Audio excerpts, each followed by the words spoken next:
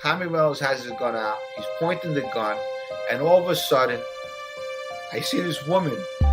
They say it's on every single station. They're saying that Daddy died.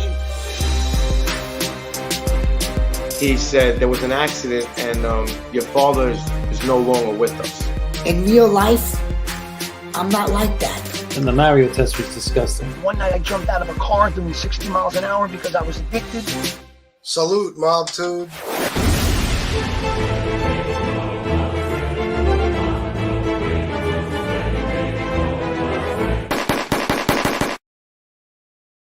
Salute, MobTube. How's everybody doing tonight? Let me bring in Jeff Nadu. Jeff Nadu, what's up, my man? How are you, Chris? Nice to see you. It's been a while. How's everything? It has. How you been? I'm doing well. I'm doing well. Merry Christmas to you. Merry Christmas to all the listeners. And you've been on quite the kick, my friend. You're the bad boy of the internet. Yeah. Well, but let me tell you something. Okay, that gets you places, man. Controversy sells. So shout out to you, and shout out to all the people. Thank you. Merry Christmas to you as well. Saw the fight. Should we talk about the fight? Sure, we can talk about whatever. Yeah, I wasn't happy with my performance, but until you get in the ring, you don't really understand. It's very difficult. You got to realize, man, there was about 3,000 people in that place. Everyone, they were saying anything about me and my mother. It was rough. And once you get in there and you just adrenaline's going, your goal is to not get hit. And yeah, I mean, I'm not a fighter. I never claimed to be a fighter. No one really is. I mean, we just do what we do. But I think if I'm going to keep training, I'll be better next time if I ever fight again. It was a great experience, and I made some money, and it was awesome. Got a lot of promo out of it. That's good. Yeah. I think you did great, and I'm proud of you, man. You had balls to go in there, and I'll tell you this, Chris. Like I mean this. I was never hurt by one punch he threw. He got to a point where he was super tired, and I wish I'd have realized. A lot of people don't know, but they would not allow me to have a trainer inside the ring. And there was something going on with the commission. They wouldn't allow it. So I was pretty much on my own. I wish I would have had a trainer kind of say, hey, yo, throw in a fucking uppercut. Like, you'll knock this kid out. He's dead. So, it is what it is. I got a lot of respect out of it. So it worked. It was a good time. Absolutely. Let's see. B-Date 425 says just to make that walk to the ring takes balls the size of grapefruits. Well, that was awesome. There was some great comments people were making. You would have loved it. It was something. Really? Yeah. Scotch Wrangler says, Jeff, if that fight went one more round, you would have won. That's what we were kind of saying. I actually asked for it to be 5 rounds. I was hoping it was because I felt like I was in better shape than he was. So, it is what it is. I feel like if I'd have just threw an uppercut, I probably would have won. So, woulda, coulda, shoulda, I guess. Yeah, man. Anytime you're in any kind of fight, things are happening so quickly. Exactly. That's the thing. It's easy to say what you would have did, but I'm telling you, man, with the adrenaline, when I trained, I had a great trainer, man. He taught me a lot, and everything went out the window. And it's just like, okay, I need to, there's so much going through my head, and I got to, I mean, that had 60,000 pay-per-view buys that fight. So really, yeah, it was a lot, man. There was a lot of eyes on me, and it's not easy when that's something you don't really do on the regular, Yeah.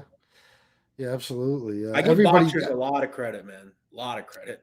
Yeah, everybody thinks they know what they'll do. You know what I mean? They know what they'll do, but they don't. It's different to be sitting at home watching a fight versus actually being in that ring. What's the saying? Everybody has a plan until they get punched in the face. Yeah, it's so true, man.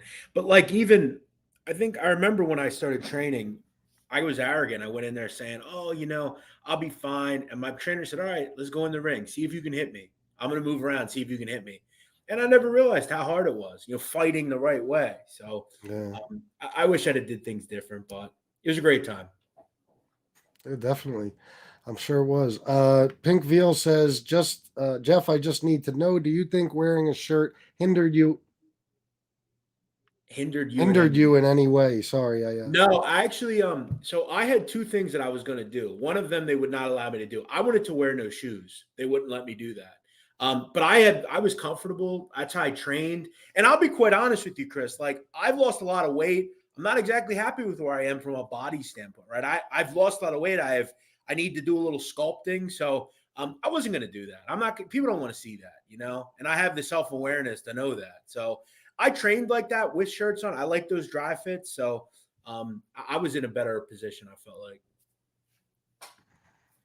Yeah, well, you know what? Like I said, either way, you did well. Thank you. You accepted the challenge. You went in the ring. You fought it out. That's a victory in itself, my friend. Now we got to get maybe some kind of mob tube fight going. Maybe I can make that happen. Oh, yeah, there's a few I could think of. That would be a few fun. matchups. So you had some things you wanted to talk about. I wanted to talk some mob stuff. So did you. I'll bring up the first thing real quick just to get started here. I was watching Jimmy Calandra's interview with Tony Marie Fabiano. I believe it was the part 2. And I didn't know this before. I know a little bit about Mikey Scars, but I didn't know that he was only facing 7 years when he flipped. Did you know that?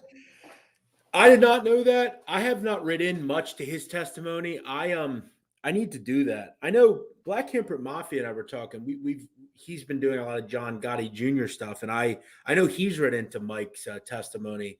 I always found Mikey Scars to be, you know, somewhat interesting. You know, he seemed like an all right guy. I just think he kind of had to do what he had to do, and he felt what he had to do. But I didn't know that. No. Yeah, that's interesting, and it just made me think. 7 years. I mean, wow. Imagine, you know, you become a made guy. Your whole life is a life of crime, and then when you finally get busted, 7 years makes you flip. That to me is just. I was shocked when I heard that. Now, listen, there's people like Frank Ganji. I was going to bring that up. I mean, Frank, I'm facing a DUI, and listen, sometimes, man, like the weight of the world is on these guys, and they can't cut it. Some of these guys are not. And Frank Ganji, I always felt bad for. I don't feel like Frank wanted that for his life. I don't think he intended to do that. Now, I don't know if Mikey Scars did, but you know, you have some Philip Leonetti. I don't think he ever wanted to be in that life, you know, and I think some of these guys just, you know, 7 years. I mean, you have to figure in the feds, he'll do 5. I mean, that's nothing. You're going to give up your whole, you know, kind of aura in life for that. If you don't want to be in it, just do your time and get out of it. You know, I think he'd have a lot better life maybe if he hadn't have done that. Yeah, well, you know, and yeah, it's true to some, like with Phil Leonetti, for example. We've talked about that before. I mean, that's a kid who, let's face it, what his uncle took him to get rid of a body when he was what, 7? I mean, there's no way around that. That whether he liked it or not, or chose to be part of it once he got older, he certainly didn't have much of a choice but to enter that life. And there's a lot of correlation between Phil Leonetti and Jimmy Calandra. And I've talked before about, you know, I think the one thing about Spiro that I really was disgusted and sickened by. I'm always sickened by, regardless of whether it's black organized crime, drug dealers, whatever. The worst types of these people are the individuals that prey on kids and make them do the things for them. And Anthony Spiro was notorious for that. You know, he would put this whole thing of like, oh, I'm going to take care of these kids, but I'm going to make them go shoot people and rob people. And they kind of groom them, you know. And, you know, I think Phil was very similar in a way. Phil was never going to be anything different. Look at Nicky's son, Mark. He killed himself because Nicky was such a stickler for, you're going to be in the mob. This is you. This is what you're going to. And look at his other son, Nicky. He's doing 30 years, you know. So what kind of father was he, you know? Did Mark Scarfo die? I thought he was in a coma forever. I mean, no, he killed himself. I thought he was in a coma after he hung himself. I didn't. Why did I think that? I mean, you may be right, but I think in all intents and purposes, he was dead. Yeah. I think he ended up dying eventually, but yeah, it really is. You know, it's. I've always felt bad for the kids of these people, right? The ones that don't get involved. You know, the Albert DeMeos, right? You know, if you've ever seen him talk, like it's pretty clear, like he has the whole weight of what his father did on his shoulders. You imagine being his kid, like Greg Scarpa's kid, it's like no. No, I know. Well, that's the thing about these kids, like that grow up in these families and stuff. It's like preordained. I mean, what can you really do? And everybody wants to make their father happy more than anything, or the father figure in their life. So when you see your dad at social clubs and doing these things, and you see him living that lifestyle and everything, and see the way he treats his friends and the other people in that life. I mean, what does that tell you? Just as a kid, it tells you that that's what you need to do to make dad proud, right? I mean, yeah, I mean, you look at, I would love to go through the kid, like the people that were in the mob, how many of their kids actually followed them into it, right? And, you look at one side of the mob, like someone like John Gotti, who, almost was happy that his kid joined the mob. Like his kid talks about how like it was like being All-American, in football or something. And I remember hearing something about I think it was Chin Gigante said, like someone mentioned that his kid was getting into the mob and how happy he was, and he said, "Why? Like, why do you want him involved?" Now Chin's kid ended up going into the mob, but it's not something that I would want my kid a part of. But as you said, you want to be like your father, you want to, he's your idol growing up, Yeah, definitely. Let me see here. Let me see. Some are not cut out for that life, and DeMeo, he was one of them. Phil Leonetti was another. Yep. Let's see here. All right. People seem to be thinking of Chin's brother was a priest. Yes. Yeah, he got. Did you hear about that recently? Yeah, he got in a little bit of trouble. Yeah, he's under investigation, I believe, through some sort of sexual things. Hey, by the way, Michael Hill's saying Frank Calabrese. Yeah, he's another one. Frank Calabrese cooperated against his own father. Now, a lot of people will say, what kind of scumbag does that? Frank Calabrese, I've always felt pretty bad for. I mean, Frank Sr. was a fucking lunatic, real scumbag guy. But yeah, it's hard. I mean, John Franzese cooperated with his own father, Yeah.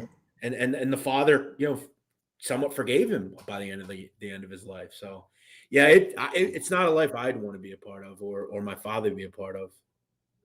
No, yeah, definitely not. No, somebody just said, was it Tommy Agro? He said, my dad was the Grim Reaper, Greg Scarpa. I'm glad not to say LOL. Yeah, imagine having to say that shit. What, his own kid was involved. I mean, he was involved for years. He was in jail forever. Yeah. Joey Scarpa, the stepson, was killed, eventually. So, and that was one thing about that show, Mob Wives, which some weren't even mob wives, but you started to see like what that does to a family, the constant going to prison, like Drita DeVanzo. I mean, Lee DeVanzo's been in and out of prison like her kid's whole life, Yep. That would suck, like having to constantly, go back and forth, and it's not a good life. No, it isn't. I mean, maybe the Regal times of it, but not recently. Yeah, Common Sense says if Leonetti and Scarfo didn't lose trial, he would still be been in the mob. He's full of shit. I agree 1,000%. There's no doubt about it. And that's another reason. You believe that? You're saying Philip Leonetti? Yeah, because like I said, I do agree with you that, he almost didn't have a choice.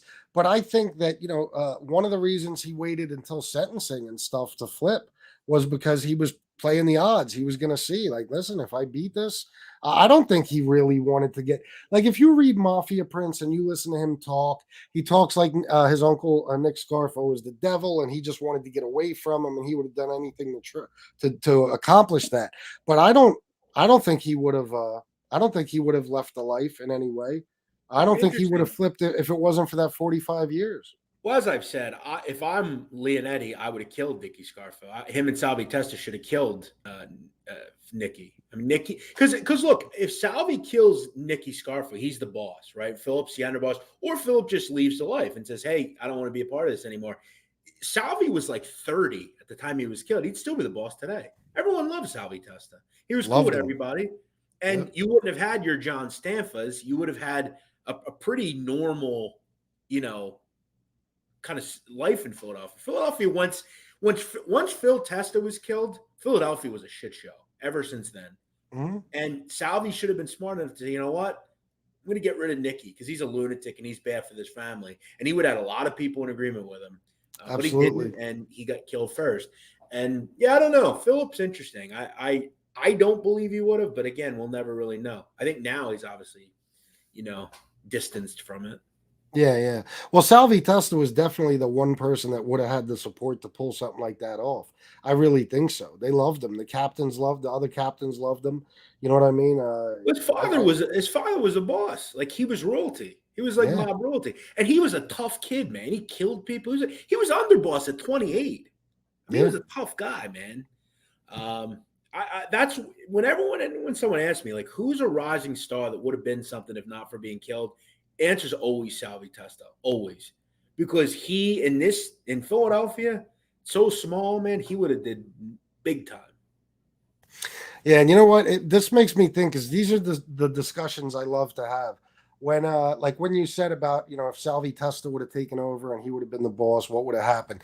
I think about shit like that a lot. Like something nobody ever really has a discussion about because it's moot, I guess. But what if let's just say John Gotti never became boss? What if they never killed Paul Castellano?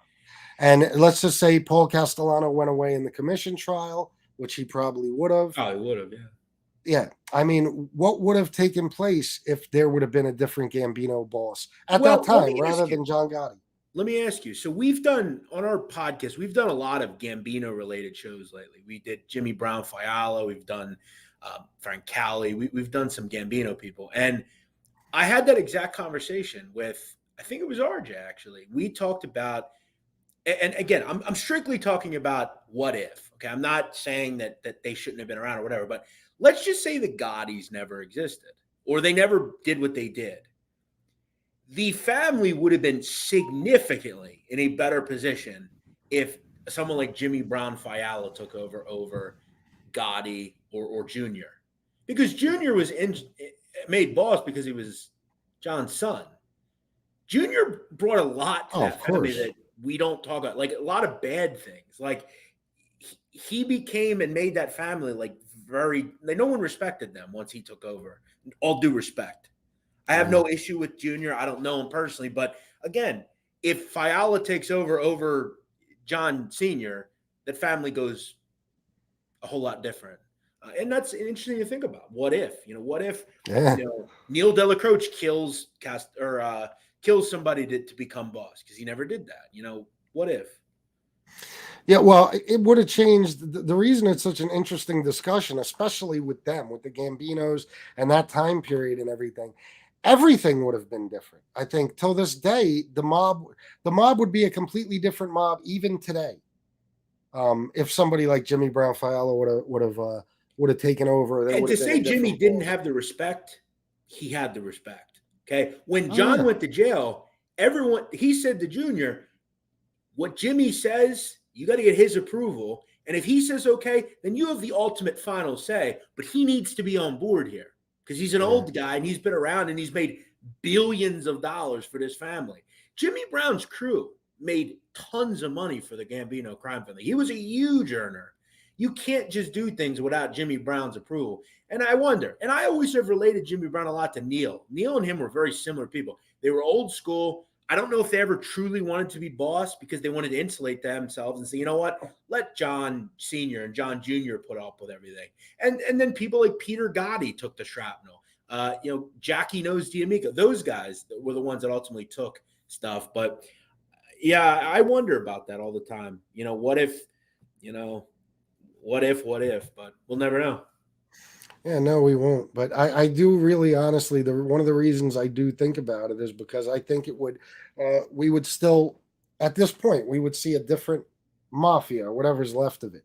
If that wouldn't have happened, if the John Gotti wouldn't have become boss, because I don't think the Gambino family would have fell the way it did when it did. And let's be honest, that was kind of the turning point. When everything happened in the 80s and all that shit, of course, the commission case and stuff, but then with Sammy and and Gotti. That's when I think the mob really changed, Well, for the most part. John Gotti, one thing I'll say about him, okay, two things. He was the most regal individual in the history of the mob. He's completely recognizable. Everybody knows. But another thing, and this is why he became boss and he became the most powerful person on earth at one point in this country, in the mob. He had balls. He had balls that other people didn't. Okay. Let's be real with ourselves here. When we look at John's life and his history, wasn't a great earner, didn't make a whole lot of money, but he was a tough motherfucker. He exuded Cosa Nostra. And he had the balls to say, you know what? I want that. I'm going to go take it. And I'm going to get everyone around me to buy in. Because I've said before, and if you don't agree with me on this or anyone disagree, I don't know if you know a whole lot about the mob. Paul Castellano was a great boss. I know people don't want to give him any credit. He made a ton of money, and he would kill you if you said one bad thing about him. It's that simple. He'd have you killed. And he said, you know what? We're done with this. This guy's a hypocrite. We're done with him. He went and took what he wanted. And that's something you've got to give him respect for. Yeah, Paul, it was just the greed with Paul. That's very hypocritical. That was his main downfall. Frank DeChico, though, that's one of the people I thought about, obviously, if he would have became boss instead of Gotti. Yeah. Now, if they still had killed Castellano and DeChico would have became the boss with Gotti as the underboss, I think Frank DeChico was exactly right with what he said. I don't think that would ever work. Gotti wanted that power. I don't think he could have been DeChico's underboss. I personally don't think you want me to give you a theory that I have, and no one will ever hear this theory. I just am the only one that will ever say it, and it will never be proven. And I kind of feel crazy saying it, but it makes a lot of sense. I actually believe Gotti was behind the bombing of him. I truly do. If you look at the things that DeChico is saying subversively to Gravano, there's quotes out there, you can find them. He did not want John as boss. Like, I think he got in line and did what he had to do. And you just don't find it weird that John just happened to not be there that day? Oh, yeah, of course. I mean, I'm telling you, DeChico, I think he viewed DeChico as exactly what I think we all viewed him as, an up-and-comer that probably should have had the throne. And if you read, I mean, he made some quotes to John or to Sammy about John. Listen to this quote. He said, John's fucking ego is too big. I could be his underboss, but he couldn't be mine. Yeah. Look, he's got balls. He's got brains. He's got charisma. But if we can control him to stop the gambling and all his flamboyant bullshit, he could be a good boss. We'll give it a shot. Like, he's kind of saying, like, yeah, we'll do it, I guess. But this guy's a fucking loose cannon. And you have to wonder. And you know what John did? He had plausible deniability because he could just blame it on Anthony Casso. And everyone would have believed it. And everyone has believed that. It's just a theory. Yeah. I don't agree with that. I don't think I wouldn't think Gotti was behind it at all. There is the theory that Sammy was behind it. Sure. That's believable. Yeah, and that's that I could definitely get on board with a little bit more. Taylor Hill asked if I heard the song yet. Yes, Jeff Nadu, can you please tell me how I have not heard Government Cheese by Jada Kiss? I just heard it last night for the first time. Government Cheese? Did you ever hear that? I haven't heard it either. No. Jada Kiss, one of my favorite MCs of all. I agree. I could make the case he's one of the greatest rappers of all time. Truly. No, I've never heard that. Actually, I actually have to hear it. Sounds interesting. Yeah, you got to listen to that after the show. I'd love to play it, but it wouldn't go well. I get a fucking copyright claim instantly. Hey, I want to say something about the Gambino crime family. Well, actually, I guess we'll finish. I'm sure we'll finish up this. I wanted to mention John Alite on the Sammy thing, but yeah, let me just say this real quick. Taylor Hill, did I like it? I fucking love it. That's one of Jada Kiss's best songs he ever made. Can you like any Jada Kiss? Like, is there he's got a problem with albums, man. When he does albums, I don't know. He's always good on features, but sometimes he drops the balls on his albums. But this shit drops the ball. That is. This shit is a banger. I mean, it's fucking insane. And somebody recommended it during the Addiction and Recovery show. And yeah, it would be perfect for a show like that. I mean, what it's talking about, it's amazing. You got to hear it. I got to check that out. You mentioned albums when it comes to the locks. one of the greatest, one of my favorite albums of all time. I still listen to it today. I have the actual album itself. Styles P, A Gangster and a Gentleman. One of the best albums ever. Oh my God, yes. So good, so good. And for that matter, We Are the Streets from the Lox is very well done. Also, Chic Luch had an album, Walk With Me. It was great as well. Yeah, that's they're my favorite group. I mean, there's some great groups. You know, I was a big State Property guy back in the day and that kind of stuff. But yeah, man, Jadakiss also, that diss he did, Checkmate. That was something. Yeah, definitely was. He's one of my favorites and has been for a long time. I love Jadakiss and the Lox, of course. Money, Power, Respect came on Sirius XM the other day. I was so fucking happy. What Fly? You mean that channel? That's a great channel. Yeah. Channel 47. It's a great channel. Yep. Yeah, that's usually what I have on. Either that or Rock the Bells Radio. Yeah. It's old. That's like the Run DMC channel, I think. Oh, definitely. So what were you going to say now? What did you want to bring up? Yeah, so I saw a video, and I think it was an older video. You remember that interview John Alite did with that spiky-haired guy? Like the tan guy? Oh, yeah, Leatherface. Yeah, so they cut recently a part of the interview where he talks about Sammy and, like, their interactions and how, like, basically Sammy was talking shit on him, I guess. I had never seen this before. Let me tell you something about John Alite, okay? Look, he's a hypocrite, okay? They all do the same shit, these guys. Let me tell you, he shunned Sammy Gravano. Shunned him. Did you hear that? Yeah, but that was that's actually the fuck out of him. That's actually a new episode. That's John Alite's show now. He's doing it with that guy. I see. I didn't know that. Yeah, Did you see Somebody. What I'm talking about, though? Yeah, I saw it. Yeah, I didn't see the whole thing, but I saw. I'd say at least 45 minutes of it. Like I don't give him credit a lot just because he's not much different than Gravano, but I thought he made Sammy look real bad, man. Like, and I don't think he was saying anything that isn't true. Like, Sammy Gravano is a vile person, like a vile person. I don't know. I don't. Everybody has their opinion about him and everything else. As far as John Alite sunning him, that's hard for me to go along with. I thought he did. I mean, coming from where I'm coming from, just as like someone that, I think, and John Alite, as I said, is hypocritical because he does the same things. His word is the only thing that's true. Like he was supposed to be there, so he knows more than you. But I don't know. I thought he did. I thought he sunned them personally, but I could be wrong. Well, I think he's been saving all that up, bro, because he's been gone for what, like 3 months. Now he's back with this show. And his obvious target is Sammy, because Sammy came out against him, 3-4 times now and said, everything he says is bullshit. He gave me $3,000 to co-sign him, all that stuff. So there's no doubt in my mind that he's been waiting to do that episode and really give it to Sammy. I guess there's this premonition that Sammy's just like dangerous, criminal lunatic. And it's like, well, what, as Alite said, what's he, 130 pounds? Like he doesn't look incredibly intimidating to me, And again, the Alan Kaiser stuff made Sammy Gravano look real bad. Okay, he had no remorse. He basically blamed other people for it. Why not just say, you know what? It was vile. It happened. May that young child rest in peace. No, it was, I was there, but I didn't, It's like, come on, man. Yeah. Well, I don't know. I mean, obviously, I think Sammy's a businessman at this point, and he's going to do his best to not even acknowledge that. You know what I mean? If he can avoid it.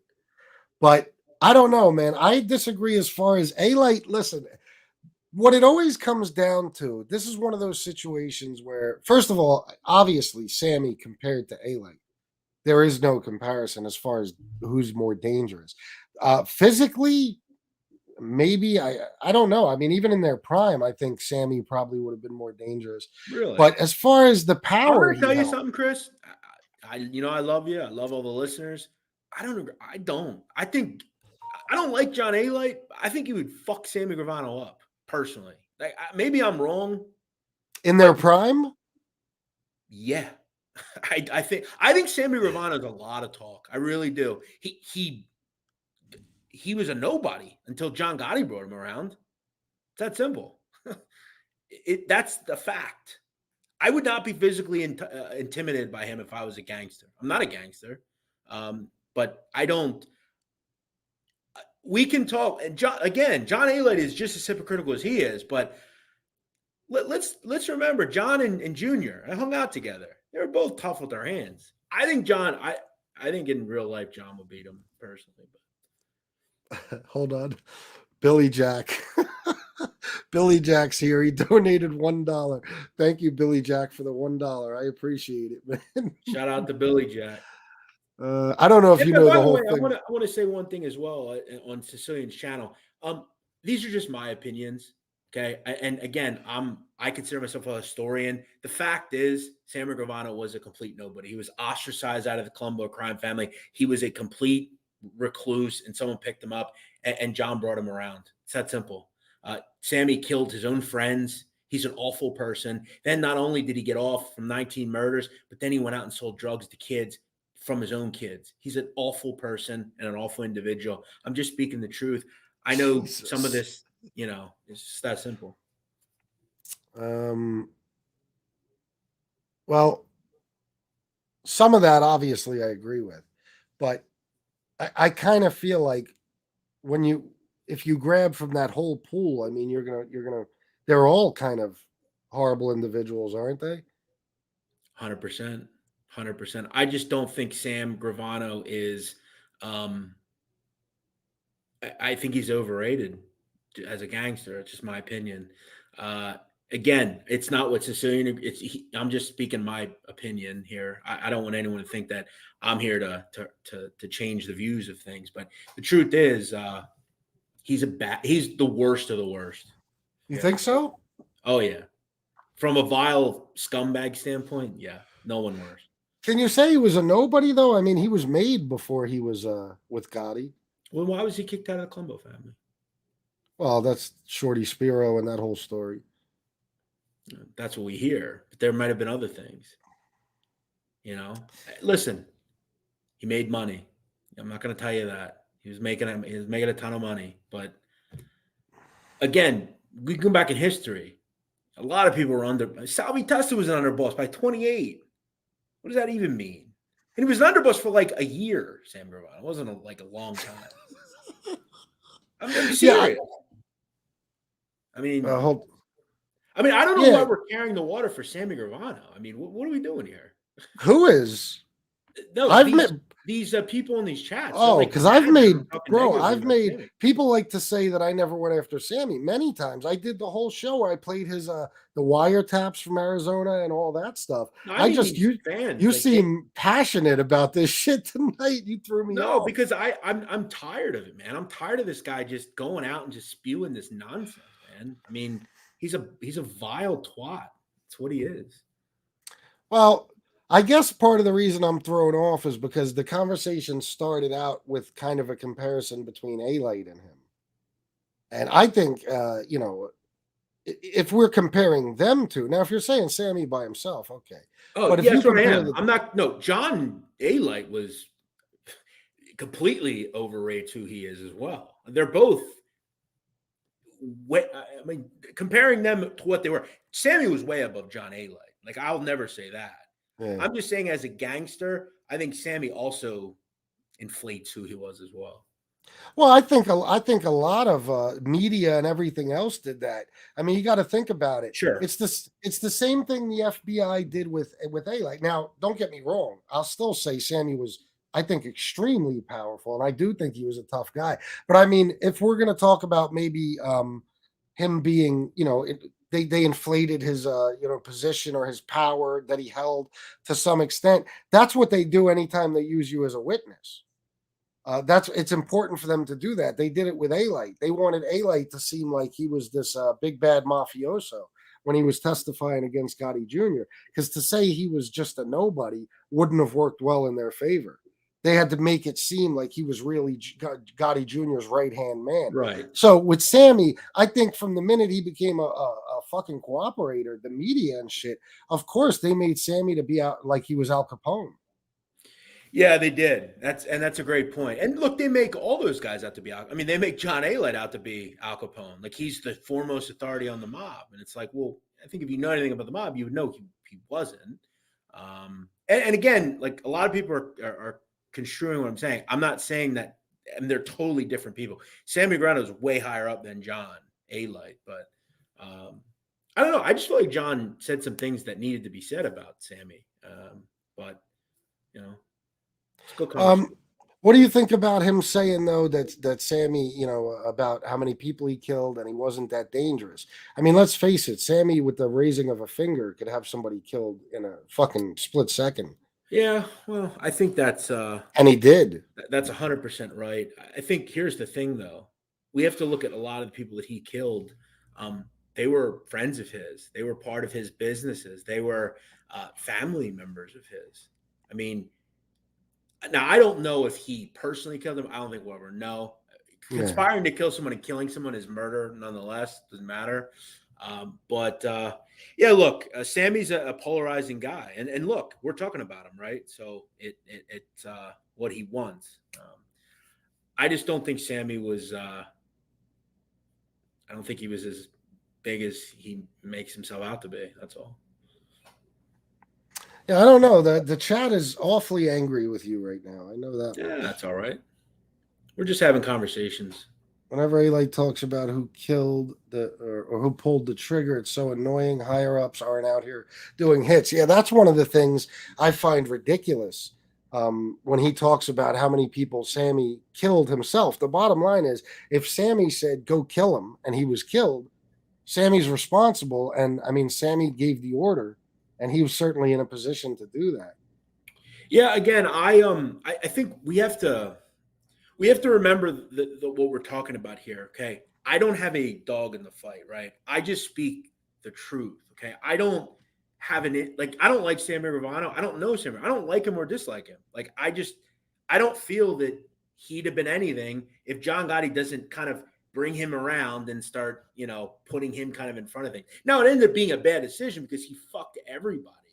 I just have an issue with, you didn't just bring down John. You brought down fucking everybody, okay? You're bringing down people that have no business dying in prison, that kind of stuff. So and I also don't like the fact that he has paraded around and basically thumbed his fucking nose up at anyone involved with a victim of his crimes, innocent or not, doing a fucking show on TV, being in some big house somewhere, making money with people. It's gutless. It's vile. Well, that's what most of them do, which, we had that discussion before too. That's why I almost give credit to people like Mikey Scars, John Veazey, people like that, you know what I mean, who have just kind of gone away. Yeah. You know what I mean? And you don't even hear. Like, I couldn't tell you right now where John Veazey's located. I couldn't tell you where Mikey Scars is. In that whole fucking documentary Trevor McDonald did, Mikey Scars is the only one that had to meet Trevor McDonald in a secret location and all that. Well, look at Joey Messino. Joey Messino can make millions on telling the story. Yeah, there's a bunch of them, obviously, we haven't heard a if we peep from go them. through it. Yeah, there's a ton of them. Same things with, like, earlier we mentioned Frank Gangi and shit like this. There's a lot of them that don't thumb their nose at people, and I think that's almost I don't want to use the word respectable, but you know what I mean, a little bit more so than when you come right out and throw it in everybody's face, especially when you have that many victims and stuff. I don't think anybody would disagree about that when it comes to Sammy. Sammy, I mean, we've seen some of the families, like Mikey DeBat's family and stuff. I'm blown away by the amount of people that are supporters of this guy, like that carry his water, and not talking about you, like just people that I see, this guy, what a great guy he is, and look, I know we're talking about gangsters here. I get it. I know what the subject matter is, but I don't know. It's are there really people saying he's a great guy? Oh, go read his go to his channel. Yeah, he's humanitarian. Yeah, I never looked at his comments or anything. But that's what's part of this whole fucking this bizarre, but like backwards world that we're a part of now in this whole thing. Like, people, first of all, everything's changed, and people look up to the rats almost more than they do to the stand-up guys. So there's that. And then there's the fact that people, there's always this thought that people have. There's this way of feeling like, well, because all he killed was gangsters or something like that, other gangsters, oh, they knew the rules, it's not such a bad thing. People have that mentality to an extent too, and that goes with all of these fucking guys. Every single person, for the most part, was involved in some pretty heinous crimes, and it seems to be excused to some extent, I think. Yeah, no, 1,000%. But when we're talking about the big guns of the mob, Sammy Gravano is a fucking nobody. It's that simple. I hate to tell you. I can't get on board with you, bro. He's nowhere close to Carlo Gambino or Tony Salerno. Well, no, but who's comparing him to them, though? He's a nobody. I mean, it's that simple. He was ostracized out of the Colombo crime family. Ostracized. All right, but if you take certain other people that became underboss and reached high positions, couldn't we kind of say the same thing? Like if Phil Leonetti wasn't brought in by Nick Scarfo, do we know if he would have been anybody? John Franzese, he couldn't carry John Franzese's jockstrap. He couldn't even walk into the same room. And John, that's an underboss right there. You're talking about Sonny. Yeah. Oh, I thought you were talking about the son. I almost passed out. No, I was Sonny. Oh, Sonny. Well, yeah, no, Sonny Franzese, yeah, but I mean, like we could say about certain people that reached high positions that if it wasn't for a certain person bringing them in, they might have been nobody. And what's Sammy have now? Nothing. Well, the fucking tremendous earner. What's he have to show for it? In a fucking house, MTV bought him. I don't know. I think YouTube money, I'm going to go for about 30 grand a month. That's true. Yeah, good call. I guess he is making money off that. Good call. But I don't know, bro. I mean, I think the fact that he was willing to kill and he was as dangerous as he was, and he had that stone cold gangster shit about him. He was, he could be cold blooded and John Alite claims he killed one person, not 19. That's what he said. I don't believe that for a second. Do you? No, I think he killed a few people. Listen, here's what I'll say to Sammy, because I know he watches this shit and he listens to my podcast. Listen, Sammy, let me interview you. Answer my questions. Don't try to run the interview. Then you can have a word with me. But you won't, because you don't do that. You want to control the conversation, just like every other rat. They don't want to, like John Alite will never get interviewed by Fat Bald Sicilian because he can't control the interview. Well, no. That's what I'm saying. Do you have, I got to ask you, bro, is there,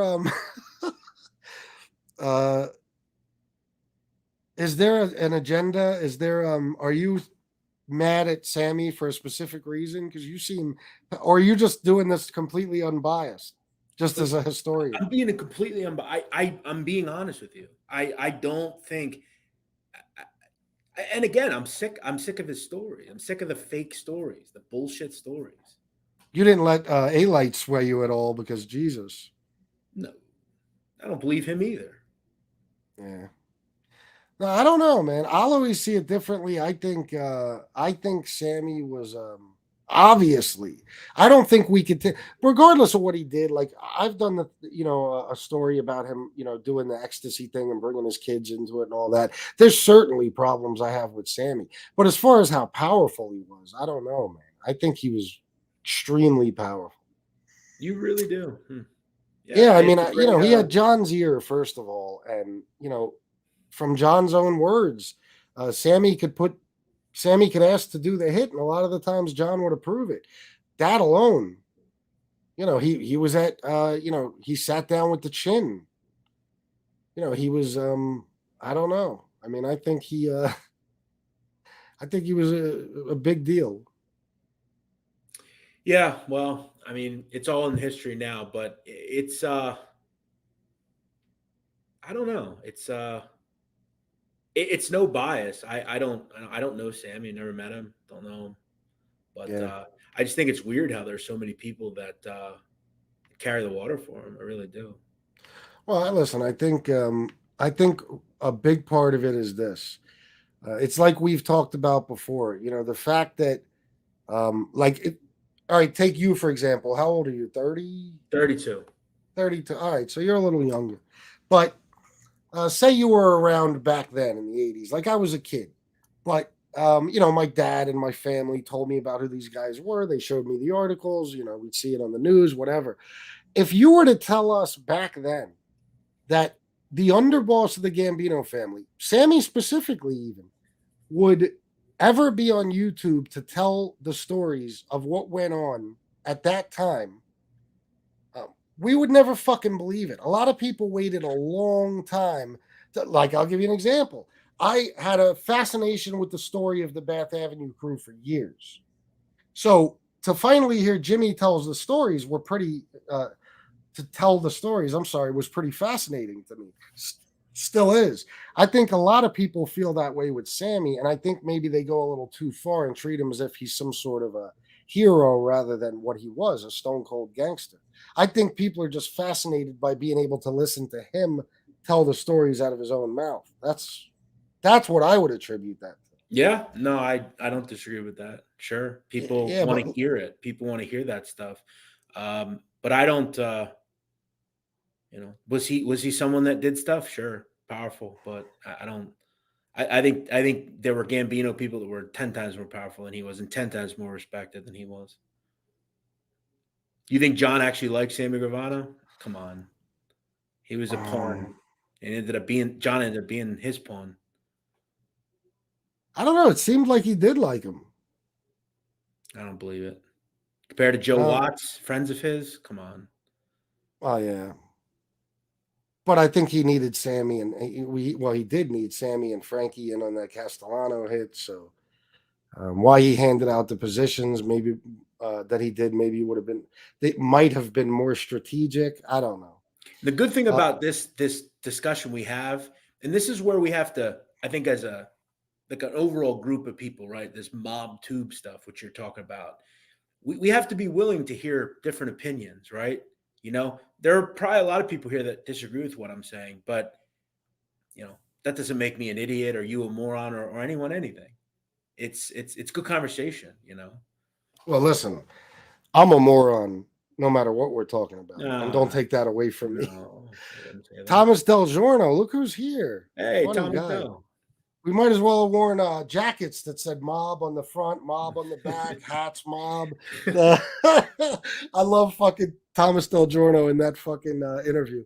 $9.99. Thank you very much for the super chat. Jeff, as a Polish fella, I snuck into the mob undetected. Shows you what the Philly mob knew. Now sing my praises. That's for you. You got to talk up Tommy Del Giorno now. Shout out to Tommy Del. I should bring that. Sounds Italian, doesn't it? Yeah, absolutely. I should put that interview up. That's so great. I was gonna put the gas pipe interview on earlier, but I didn't know how well that would go over. The 60 Minutes one, or yeah, I might have gotten struck during a live. I don't know. Yeah, you would have. I've been struck a couple times by playing 60 Minutes and different shit like that. Even like while you're live?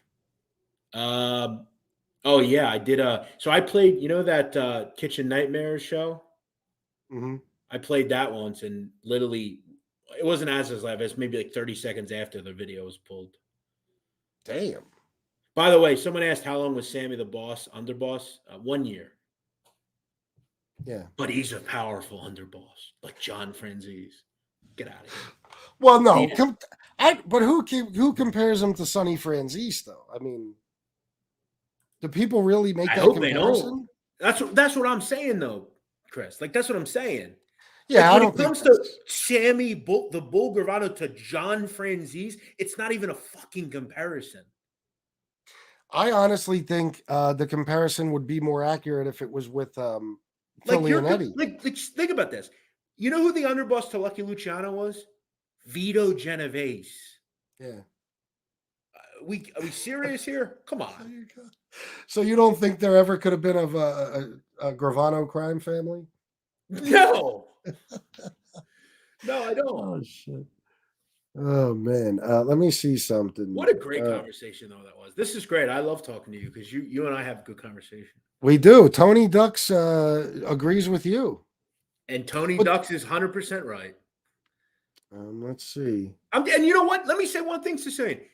The thing about this, what he just said, is so funny because John Alite, same kind of person. If John Alite hangs around with Tony Ducks Corallo instead of John Gotti, he's not on these documentaries and shit.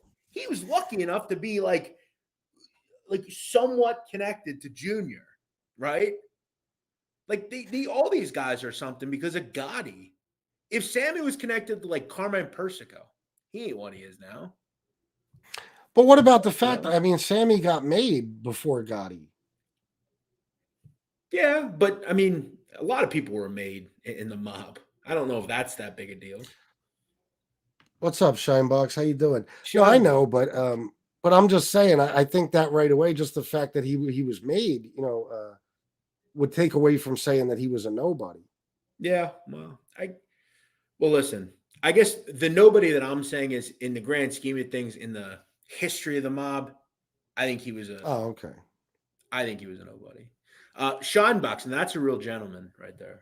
Oh, he is. Shinebox is a great dude, man. Very good guy. Great dude. How long was Sammy consigliere before moving up to underboss, Jeff? Because I'm not fully aware. 2 or 3 years, I think. Well, right after the Castellano hit, he became captain, right? He became a captain. He was underboss, He didn't go I think, straight from to like consigliere. 88 to 90, I think. So like the late 80s. Yeah. And by the way, this is the same, keep in mind, this is the same crime family that had Peter Gotti as the boss. We're talking about how, like, I'm just saying, like, if we're going to talk about titles, let's talk about titles. Peter's a nice guy, but boss? Jackie Knows D'Amico was a boss. Nice guy as well, but come on. If we're going to talk about titles, let's talk about titles. Jackie Knows is one smooth ass gangster, bro. He was. And compared to Sammy, like Sammy's a way bigger gangster than those two, right? Like they were just connected. But that's what John did, right?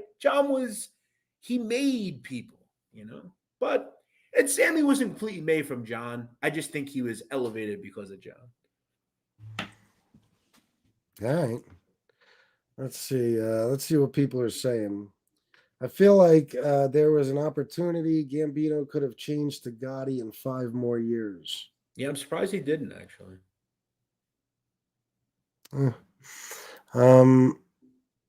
Goes back shit. Wait a minute. Girthquake says, Jeff, let it go. You're tripping. Oh, Girthquake is a Sammy. He's a Sammy simp. You can see him. He's everything he agrees with is Sammy. Rob Jean says, goes back to keep the money in the family, guys. So I guess that's in reference to the Peter Gotti thing. Let's see. Do you really think they were the bosses? Well, yeah, by name they were. And I think he has a point here because Peter Gotti was implemented as boss to keep the family together. And Junior was too, for that matter. John Gotti wanted his family in. So I guess that makes sense. But that's all I'm saying. Like from boss, like if we're going to talk about Sammy was the underboss, let's talk about the fact that, a lot of people become boss, eventually. Just have. Jesus. All right, let me see something. John Gambino. Do you know who that is? Of course. It's 100 times more powerful than him. Well, Frank Cali was more powerful than Gravano. Way powerful. Yeah, well, yeah, I can't really argue on those. Yeah, Frank Cali definitely. People don't understand how powerful he really was. Well said, Jane Creek. Yeah, he really was. Wayne H says I've lost credibility. Oh, I don't know if I'll sleep tonight, Wayne. Sorry for telling me that. But I don't agree that Sammy Gravano was a hero like you do. So I've lost credibility. See, I don't usually hear people talking about him like he's a hero, but like you said, I never looked at his comments or anything, so I don't know. I mean, none of these guys. I think the last time you were on this show with me, we discussed this when RJ was on with us too. These are all bad people. Of course. And that's the most important thing we have to remember here, Chris, is that all the people we are talking about are criminals, right? Yeah. They have committed a lot of crime, right? Yeah. Now you have your occasional guy that like was really just an earner, did what he had to do, whatever. But most of these people are bad people, right? They're people that should go to prison, and that's why I enjoy these conversations, because it is all just hypothetical. A lot of it. Yeah, I don't think any gangster should be looked up to as a hero. Period. There's people that should be looked at as heroes, and I don't think gangsters belong in that category. Now, like John Gotti, for example, a lot of things I respect about the man, the way he lived his life, the way he died, the way he conducted himself, things like that. But I don't hold him up as a hero in any way, shape, or form. You know what I mean? Kirk Davis says, Nate used to call that counseling number. Sammy's helping. It's funny. We actually have the same sponsor. I think it's BetterHelp. They're a sponsor of my podcast as well, actually. You're in trouble. Yeah. Maybe let's see.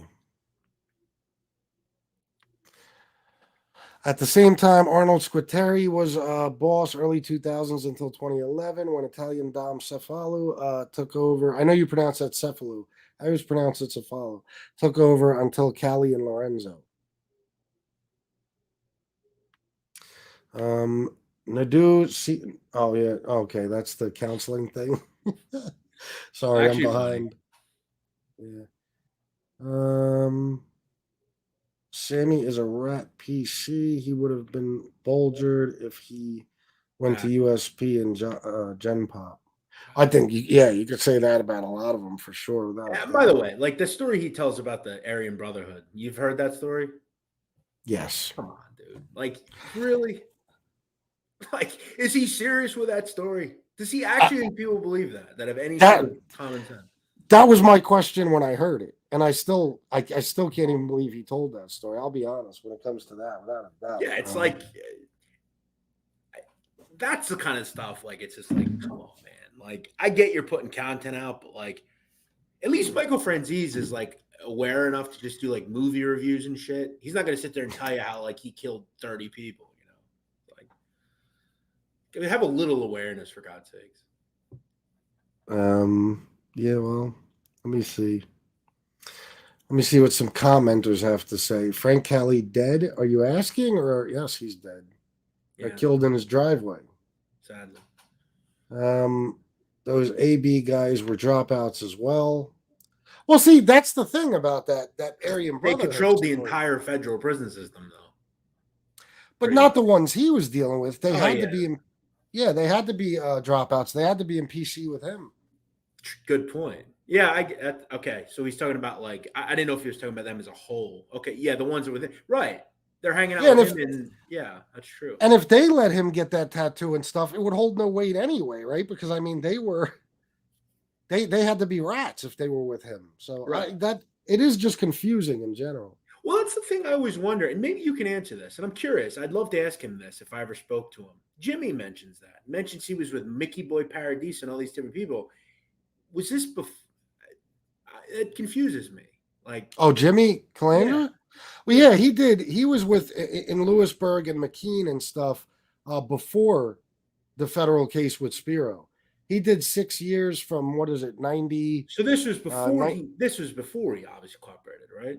Yeah. I was gonna say, I'm like, how did that doesn't make any sense? But no, he did 6 years. I never knew. Yeah, he did 6 years. He came home in 98 or 99. He was out for 11 months. And then the case with Spiro and Joey Calco and all the Bath Avenue crew happened. And then he cooperated. And then he went and did, I believe, 8 years. I see. Yeah, so. No, those stories, because he has the pictures and stuff from Lewisburg and McKean with all those guys. Yeah, right. Yeah, absolutely. That's another thing with Alite that I always wonder. I'm like, I don't understand.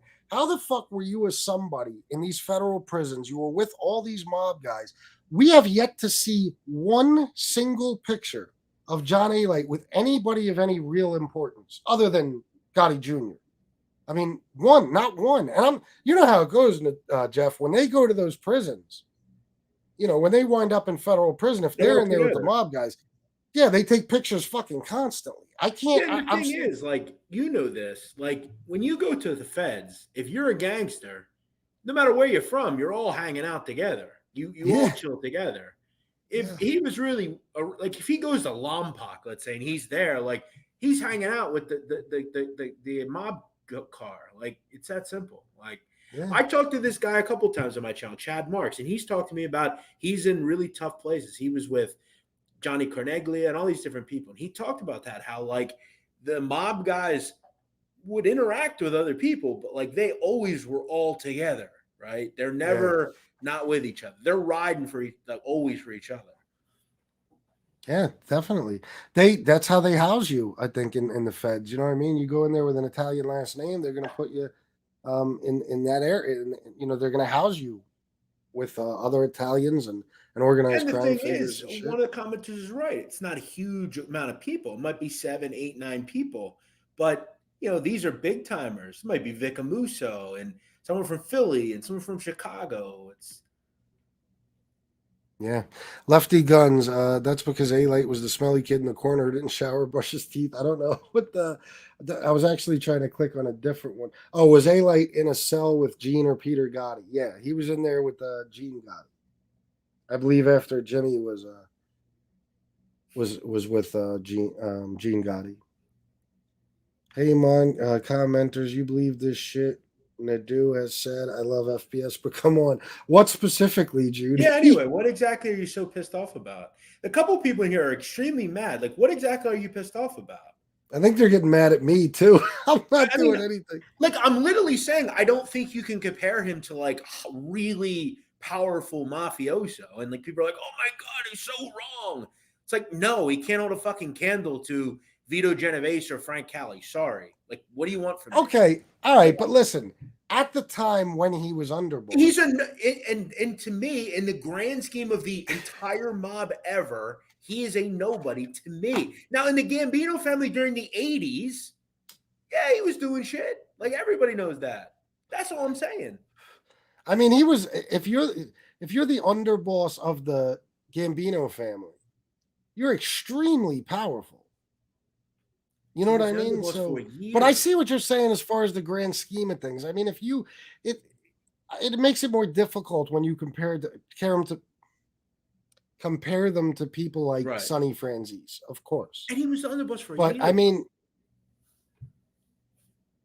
well, yeah, but that's because they got locked up. It's not because he got demoted. So from 84 to like 91, powerful. 5 years, 6 years, It's a small time. And that's the same thing with Gotti, though, Chris. Gotti was not around long, right? When we think of the mafia, who are the two names we think of? Al Capone and John Gotti. John Gotti, in the grand scheme of the mob, was not an effective boss, right? He just wasn't. Oh, as far as being an effective boss, no, I agree. And that's the whole thing with the Gotti mystique and everyone connected to the Gottis. Everyone was elevated higher because of John. And John even was elevated way higher because of who he is. Well, because of how they took over the family. I mean, right. And they had balls. And that's what we need to talk about. Who's the Mount Rushmore of the mob? That's a good question. We could do that. That's a good one. The Mount Rushmore of the mob. I'll go. Holy shit. Luciano. Luciano has to be first, of course. I would put 100% Tony Accardo. It's that simple. Vincent Gigante and Carlo Gambino.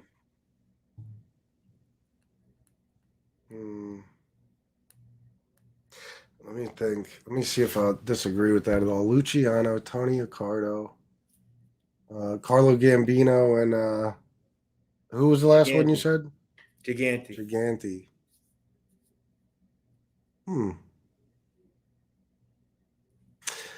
Luciano, of course, has to be first. Tony Accardo, you can't deny. Let me see. Carlo Gambino, yeah. Gigante, though, I'm not sure about Gigante. He's the most. Keep in mind, he was a boss for 30 years of the most powerful family at the most powerful time. That is true. But there, you could always put, someone else in there. You could put, I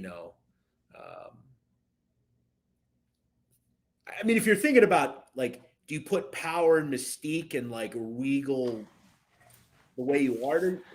Gotti was the most famous mobster ever. Well, I wouldn't say to replace him with Gotti, though. I'm just trying to think if there's no. somebody else for that fourth one.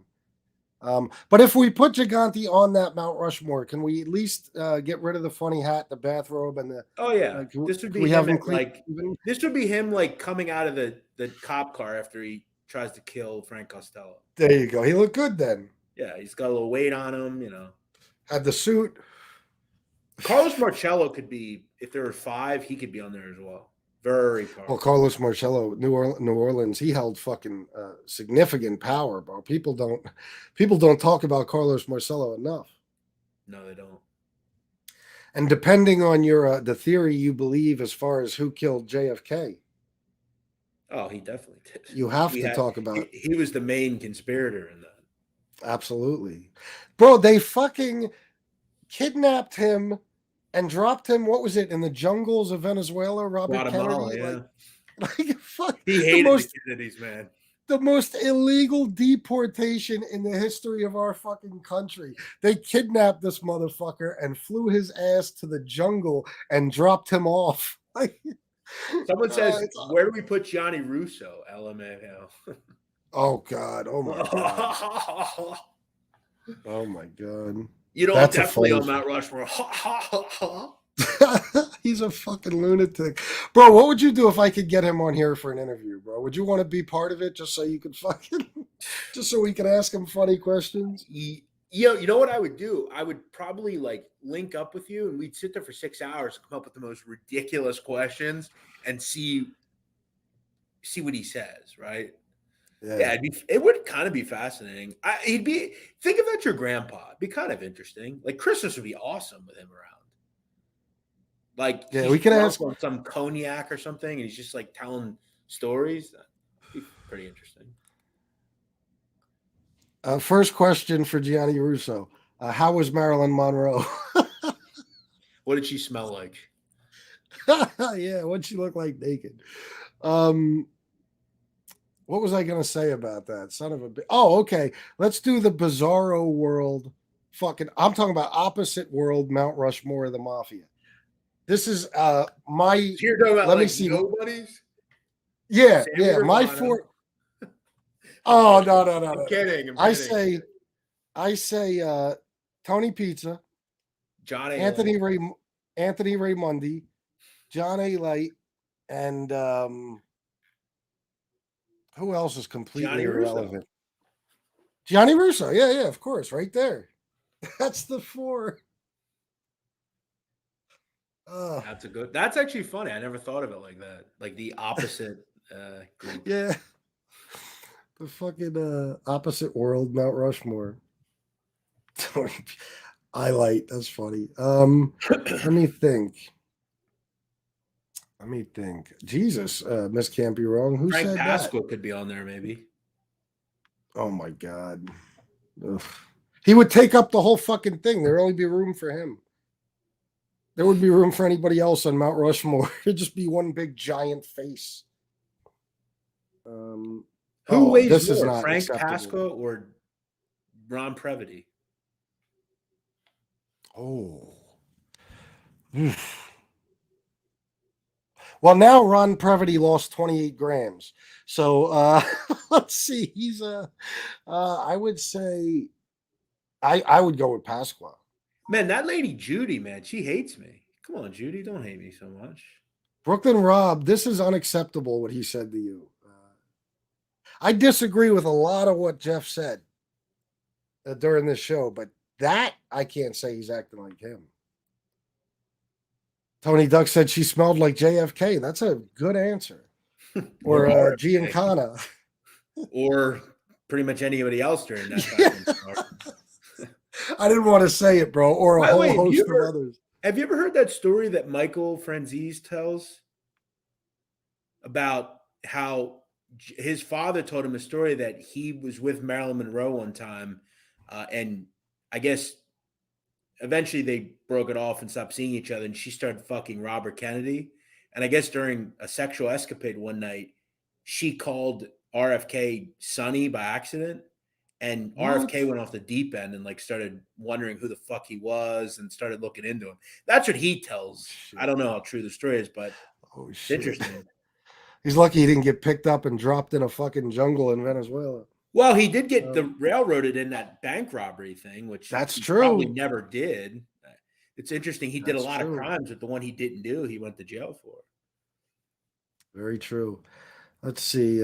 I think this says DP says, I think Merlino is one of the most underrated bosses ever. He's been the boss for a long time now and hasn't snitched or done anything against the code. Joey was a straight rider, big earner, and hitter. Well, let's see. There's a lot I have to say about that, but one thing I do have to say, and I don't talk about what he's doing now, but he did plead guilty to something, and that's against the code. You have to admit that. I mean, it's not like he ratted, of course, but I mean, he did plead guilty. So he took a plea in that camp. What do you think? Yeah, look, he took a plea in that. I think what DP's saying, he has been around a long time. You know, he's been, you know, and that's the thing about that crew down there. I mean, they're incredibly close. They've been friends forever, and it's going to be, you know, probably will never happen where they get hemmed up and anyone does anything about it. But yeah, he's been around a long time, and you know, he ultimately, knock on wood, you know, he's probably going to remain out. You know, I don't think anything will happen to him. So, well, somebody said in here earlier the Philly mob is dead, and I thought I was seeing things. It's definitely not dead. No, they're doing a lot of legitimate shit, and you know, they've taken a little bit of a turn, but the Philly mob is not dead. Yeah, it's definitely not dead. No, not by a long shot. Now let me ask you: I got some shit in my comment section for the Tony Pep video. I called him a rat, and people said, yeah, he's not a rat. A lot of people did that. Yeah, I actually want to talk about that in a second. Let me just get to this real quick. Underrated, I agree, definitely. The way Joey Merlino took power and stuff, it is Gotti-esque in a way, without a doubt. You know, as a young man too, determined, driven as a motherfucker, and balls of steel. I don't want to mention certain things he's never been convicted of, but certain parts of his story are obviously fascinating. I think he's an underrated boss too, but we got to remember a lot of that is because he's still alive and he's still doing his thing. His whole story hasn't been told yet. Until he either dies or, and I doubt this will ever happen unless he were to cooperate, we're not going to hear his whole story. We're not going to know everything. And, you know, as soon as somebody passes away, they become almost to an extent overrated. So he's I'll tell you this, he's a fascinating person, you know, just some of the stories over the years, and, you know, just he's an interesting guy for sure. Yeah, and it even got interesting when he got out of the feds. I mean, look, he moves to the fucking beach in Florida. You know, he's instantly in a $500,000 condo. He's driving around a $500,000 fucking Bentley around. You got to admit, Florida. It's ballsy by him. Oh my God, bro! I was on his Instagram. He would post pictures of his new Gucci shoes and his fucking yachts he was on and cars. You know, he had the restaurant. Well, I think he and you know, Joey's 60, I believe, at this point. You know, he's got 2 daughters. About that, they're in college, just getting out. He's got a wife. You know, yeah. I think he spent most of his adult life in prison. You know, you got to wonder. You know, is he just kind of, you know, ready to have some golf and hang around? You know, I don't know. Either way, he's smart as a motherfucker. I mean, they even sent somebody up there. I forget who it was. I think they sat down and had a cigar together, and he was trying to talk to Joey, and Joey. So I'm not a part of that. I don't know what you're talking about. Yeah, exactly. And it turned out the guy was wearing a wire. He's Yeah, way smart.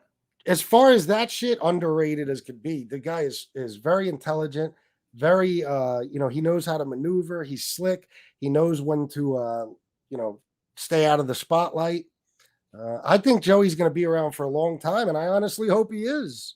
I will say, you mentioned the case that the gambling case. Listen, coming from somebody, I mean, sports betting is like speeding. Everybody does it. The feds don't send people to jail for gambling. That was a charge of, hey, we just don't like you.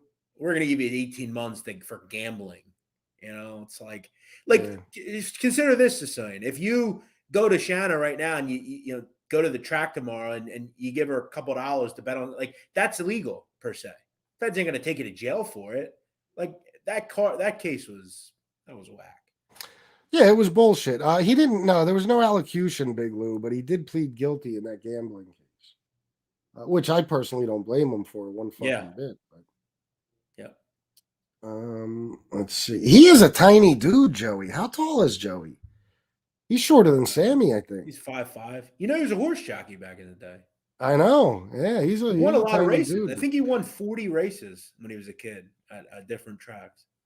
Yeah, definitely the John Gotti of Philadelphia back then, though. I mean, the way he dressed, every fucking thing. Very flamboyant. He would for the holidays, he'd give out turkeys. He'd give out toys to the kids on Christmas. He'd hold big parties in the community. Definitely wanted to be known as a gangster. Have you ever seen the clip where they're at the Christmas party that he has, and the kid comes up to him and goes, "Thank you, Joey. You're my idol." Have you ever seen that? That's real funny. Real funny. It is. But it is kind of, somebody commented on that. I forget who it was. The it was FBI agent, he was like sick about it. He's like, I can't believe they're talking about like that to a criminal. Oh, that eats them up inside. And honestly, it is kind of fucked up, but that's how we are as kids. Well, that Ed McDonald used to say that about John Gotti all the time. He's like, I don't understand why he's, lauded as this like hero and pauper or prince. It's like, he's a criminal. It's like, but America likes the villain, bro. I mean, it's always how it's been. Yeah. By the way, have you ever heard Joey on the radio? Did you ever hear that? I don't know. He called into sports radio one time when I was younger. I was like 8 or 9 years old. He called in and talked to the host for like 10 minutes straight. Really? Yeah, because back in the day, Eric Lindros used to play for the Flyers. There was talk that Joey was hanging out with him, like out on the town and stuff. And certain people started talking and said that Eric was giving him tips and shit. And it was a big story in Philadelphia for years. And he went on the radio and just like talked about how he didn't even know him. And I can send you the link. It's still out there. Yeah, I'd like to hear that. Yeah, it's pretty funny. Let's see here.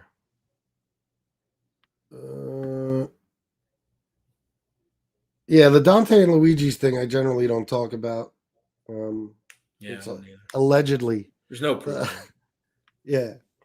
But listen, that whole time was fascinating, and that's another reason, he'll go down in history too, and there'll be movies about him and everything else, all the stuff that went on with the war at the time, and just the way he took over, the ballsy way he took over.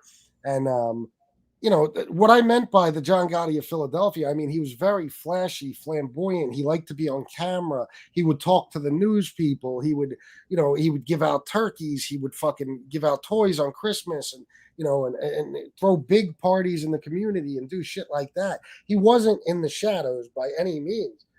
That was the thing about when Joe Legambi was acting boss while Joey was away.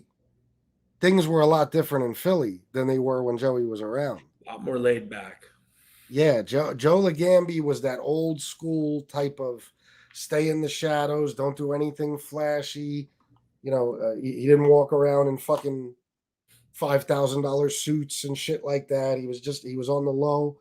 Joe Legambi's a smooth motherfucker too, bro. I'll tell you, he, I lived in Philly for years, did a lot of things for the kids in Philly, got them jobs, He got a couple of my friends jobs. He's a good guy, as far as I know. Yeah, that's what I always heard. I know his community loves him. That's Very, very, very classy guy. I remember. I'll tell you something funny I saw. I think it was right around the time Joey Merlino got locked up because I was in Philly all the time back then. I used to always be in West Philly and South Philly. Mm-hmm. And I remember on the news one night, they were asking people in the community about Joey Merlino. And he fucking, they were on 9th Street. They were in the market. And they asked this woman, what do you think about Joey Merlino and his presence in the community? And she said, I have no idea what you're talking about. I have nothing to say. And just walked off. And I was like, perfect answer. And that's how it is in those neighborhoods. They're not going to. Oh yeah, especially that neighborhood. I mean, that is such a small area. You know, that Chunk Street, Porter Street. That's such a small area. You know, and yeah, I mean that's the best comment. You know, I don't know who that is. Yeah. Let's see. FBS Barney Balomo pleaded guilty, and he's the most powerful boss in the country right now, according to the streets. No comment on that. Yeah, no comment. But speaking of that, it was making me think of things. The Tony I don't want any emails. I'm not going to comment on that. Yeah, no, let's not bring that up. Tony Pep, you wanted to get to that. Everybody, by the way, we got 185 people here. If you're not subscribed to Jeff, if somebody would drop his link, please subscribe to the Sit Down and Organized Crime podcast with Jeff Nadu. And he did just do a show a couple of days ago on, or was it yesterday? Yeah, Wednesday. Frank Cali, yeah. Today. It came out today. Yeah. No, Tony Pep. When was that? Oh, the Tony Pep. That was, what was it? What is today? It was Monday. I put that out. Okay, and you did Frank Cali today? Yeah, we did a show on Frank Cali today. Yep. Okay. Yeah. All right. So what do you want to say about the Tony Pep thing? Because I'll tell you the truth. I'm not that knowledgeable on Tony Pep. Yeah, so Tony Pep, a lot of people don't know Tony Pep, admitted that he was in the mob. He was actually an interesting guy. He was actually a big time earner, not a beat around guy. He wasn't beating people up or anything. Ended up going down to Atlanta, created a kind of a thing down there. Started putting money into businesses and things like that. Feds couldn't get him on anything. Ends up having to go down to Florida to take over Fat Andy Ruggiano's crew. And he starts running through a couple of people down there. And one of the people he was involved with ended up killing a stripper called Jeanette Smith. He was a check kiter, this guy. And, he basically told the feds that, the mob had me kill her, basically, because she was a loose end, I guess. And Tony Pep got jammed up in that case and then eventually admitted that he was part of the mob. And there's a signed affidavit that, he was who he says he was and he was who he was. And you can look the document up. It's out there. Well, that's against the rules for sure. Well, and a lot of people, my comment was a lot of people contacted me and said, well, that's not a rap move. A lot of people did that. A lot of people said they were in that. And it's like, well, no, no, not the respected people. You think John Gotti ever walked around saying, oh, hey, I'm in that thing, that mob thing. I'm in that. No, if John Gotti robbed the church, Jeff Nadu. Say that again? If John Gotti robbed the church, the rest. Yeah. If he had the steeple sticking out of his backside, he'd deny it. Yeah, absolutely. Absolutely. That's why I love him. You never admit to the existence of the mob. Absolutely. Yeah, and I'm not comparing that to like what I was saying about Joey Merlino earlier. He didn't do an allocution. Oh, no. He just pled guilty. King NYC, Omerta. Johnny Cristumo. This Johnny guy, he really like takes what I'm saying. Like he's Johnny the Greek. Yeah, he's taking my stuff like way too like brother, relax. All I'm saying is I don't think he's as powerful as we lead on. That's all. I don't have a knock on the guy. I'm sorry. I don't know if is he a family member of yours? We're talking about the mob here, brother. Yeah, I don't agree with a lot of what Jeff said, but Jeff has a lot of fucking mob knowledge and his show is great. So is his podcast. So I would definitely recommend staying subscribed. And if you haven't already, please do subscribe. If there's anyone in this chat that actually believes that he was just as powerful as other people like John Franzese and Frank Cali and Vito Genovese, I have a beach house in Iowa to sell you. I'd like to sell it to you. It's just not factual. That's all. That's all I'm saying. He was a 10-time bigger gangster than John Alite. I'll never tell you that. Oh, 1,000 times bigger. But we shouldn't keep talking about this. It's too. We would talk about it too much. All right. Let's see what else we got here. Vito Rizzuto was in the Three Capos murder. He was a part of that, absolutely. Someone says, "Is this kid wearing a wig?" Yes, I am. Oh God, here we go. It's a very expensive wig. I got it from your mother's twat. Oh my God. Ah, Jeff, demonetized. Send Sorry. super chats immediately. Jeff just got me demonetized. It's a joke. It's a joke. It's a joke. I know. Let's see. Lefty Guns. Oh, he was just saying the rest of the Gotti thing. But what do you think about this? Well, you didn't know it was a new show, but what do you think about Alite coming back? Yeah, I didn't know that. I didn't know about that, actually. I thought it was from the old interview. Yeah, apparently the way it's sounding, he's going to base this whole show basically on just bashing Sammy. Oh, I see. So it's going to be episode after episode. Now, and obviously, you got to think, though, this is the thing. Remember with Alite, like you said, he made some good points, but at the same time, this dude just 4 months ago, well, a little longer than that, was on Sammy's dick. You know, he was the fucking, you know, to hear John Alite tell it, Sammy was way more powerful and important than John Gotti. He couldn't say enough nice things about him. Now that Sammy said he's full of shit, you know, he goes after him. Yeah, and that's kind of the sentiment of like some of these guys. Like they'll be friends occasionally, and then it's like, well, then you say something about me, and now I hate you. So, yeah, I don't know. It's definitely I would like to see them two speak together, you know, like they did with Gravano and Franzese. Would you really? Yeah, I think it'd be kind of interesting, I guess. Well, there's a conversation too. What would your dream, not dream, like as if you actually care that much, but you know what I mean? If you could pick the next sit down, who would it be between? I gotta be honest. I would love to see Junior and Gravano. I think that would be pretty.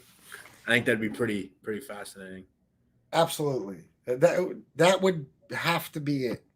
Do you think it'll ever happen? No. I don't know why you wouldn't at this point. I mean, you could get a ton of money off that. Ton of fucking money, bro. Oh, Junior would never do it though, because this is one thing I respect the shit out of Junior for this. He will not take part in putting money in the pockets of these people. That's another reason he would never, ever, ever do the fight thing with John Alite. Never. There's a million reasons why he wouldn't. But one of them is he's not going to contribute to John Alite's bank account by doing a fucking a fight with him and making Alite a fucking millionaire. Well, for Sammy, for that matter, as well. Yeah, exactly. I want to see Leonetti and Ralph Natali. Oh, that would be fucking hilarious. But I want to see Leonetti with the wig, with the Frank Vincent wig on. Well, they're actually, he's dead, but I'd love to see Nikki and Leonetti. Oh, that would be something. We'd have to make sure Nikki had nothing on him. Yeah, Nikki would have to be strapped down. To him. He could. Yeah, Nikki would have to be strapped down. How many times do you think he'd kill Leonetti if he could? Would he do it 100 times if he could? Well, isn't that what Leonetti said? Like he won't be happy until, I think he said something about killing him over and over again, but he said he won't be happy until I'm dead, my family's dead. Like if he could just keep killing me, that would make him happy. He said something like that. If he could just keep killing me. Oh, that's what he said. He said, I could never be dead enough for my uncle. Yeah, he's just still scared of him for some reason. He's dead. He's been dead for like 3 years, Leonetti. Still scared of him. He's like, well, people are still doing bidding for him. It's like, who? Who the hell's still doing his bidding? I don't know. Hold on. Someone texted Sicilian saying, get this motherfucker off. He's too stupid. Lefty just sent me a Cash App. Thank you very much for that. I'll call you afterwards, bro, and we'll talk about that. I don't know. Johnny Cristumo saying Jeff's usually bang on, but nobody's saying as big as Sonny, but he's not a nobody, and saying being made is no big deal when it's the end of everything in the mafia. Sammy sat on the commission. Who told you that? Him? He told you sat on the commission? He didn't sit. Again, do you know how many people were made in the mob, bro? A lot. No, he never sat. He wasn't a boss. Right. What are you talking about? He sat on the commission. Well, yeah. Oh, yeah. I'm sure he was more powerful than Salerno, right? Is that what you're going to tell me next? No, he said he sat in on commission meetings, which I think is possible without a doubt.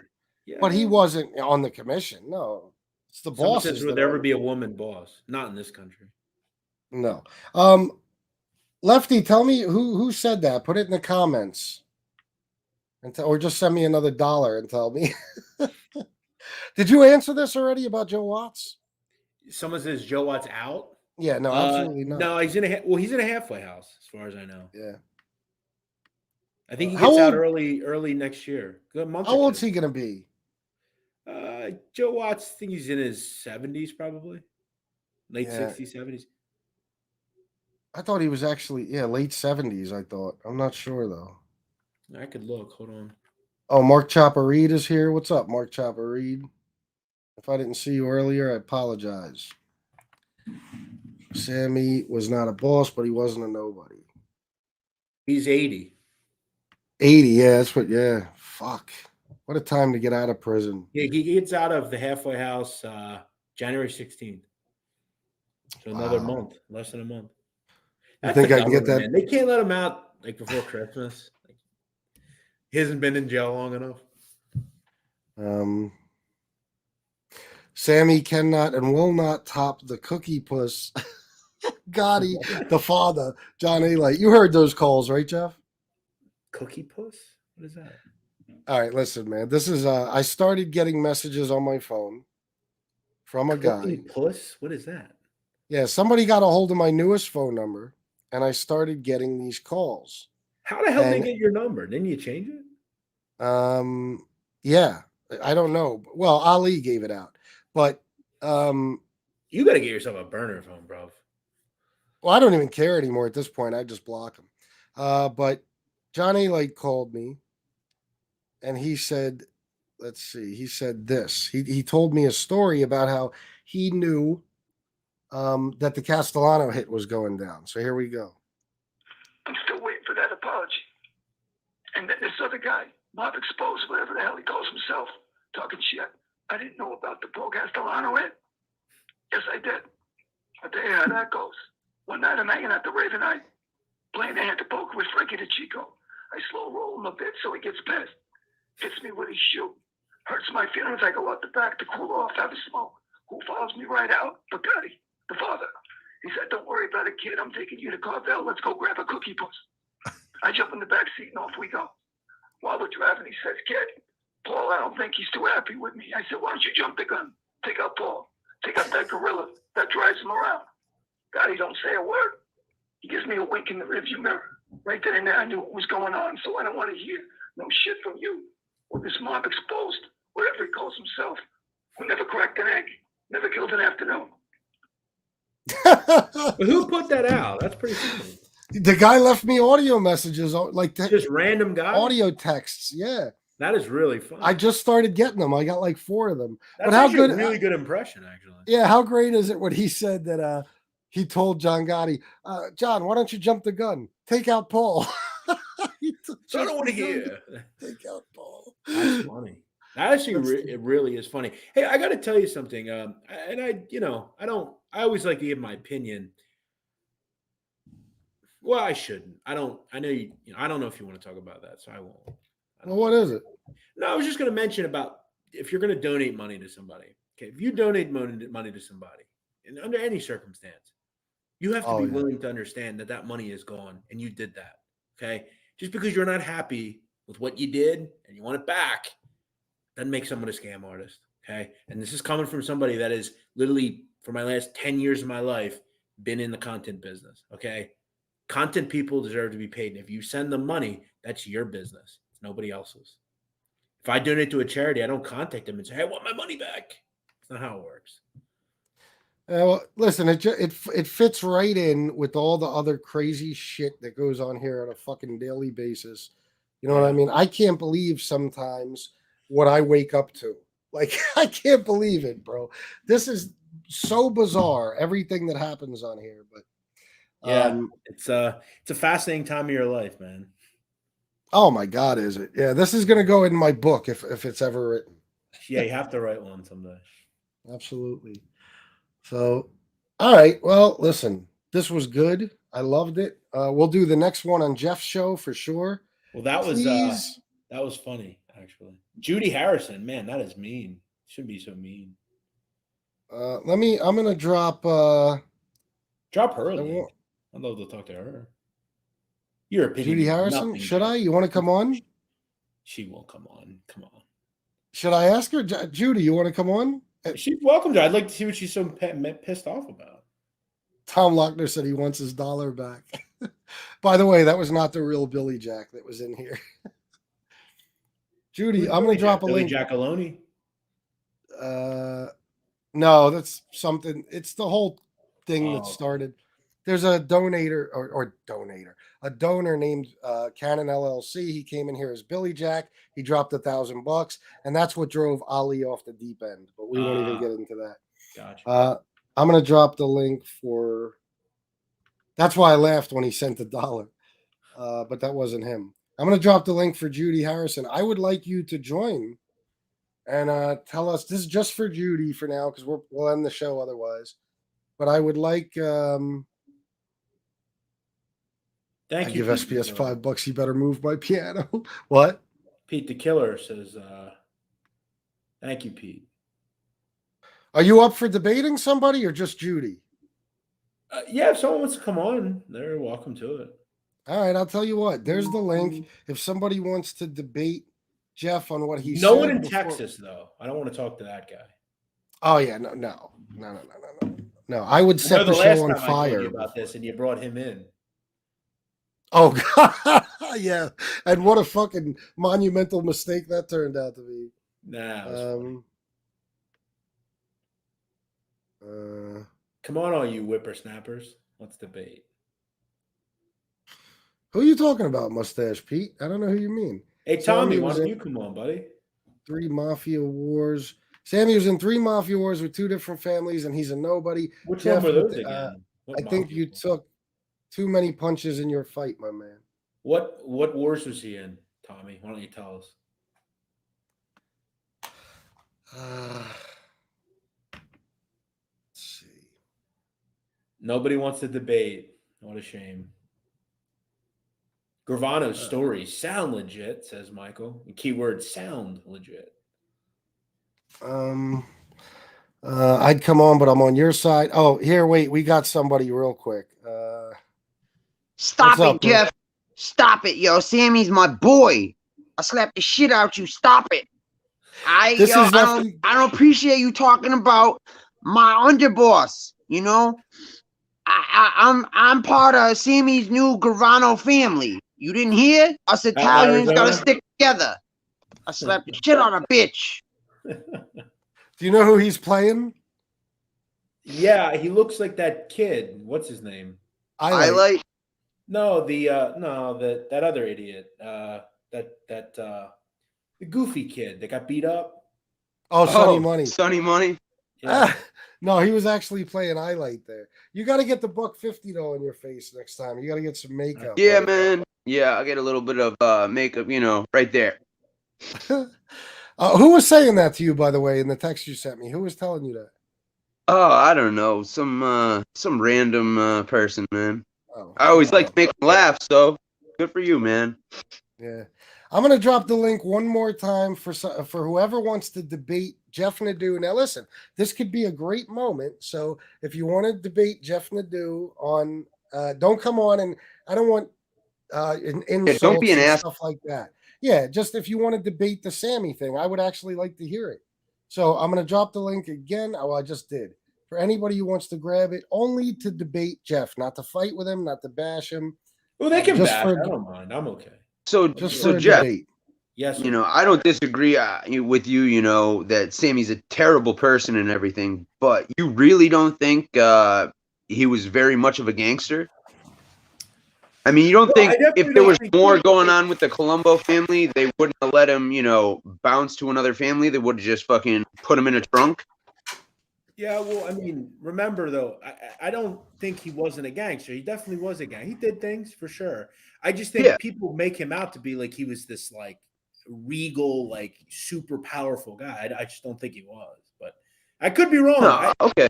We're not always, I'm not. I don't think I'm the cat's meow as far as what I know. I could be, off. No, everyone sees things differently, Yeah. But yeah, I mean, I don't know. I just feel, Gotti needed him to take out Paul. And but let me ask you though, who tells you that? He does, right? Do you ever hear anyone say that? I mean, I think John could have did fine with Frankie DeChico and one or two others, But you think DeChico would have went without Sammy? That's a good question. It seems like every person though Sammy was at one point cool with, he backstabbed and betrayed. And that's the question I have. Look at everyone.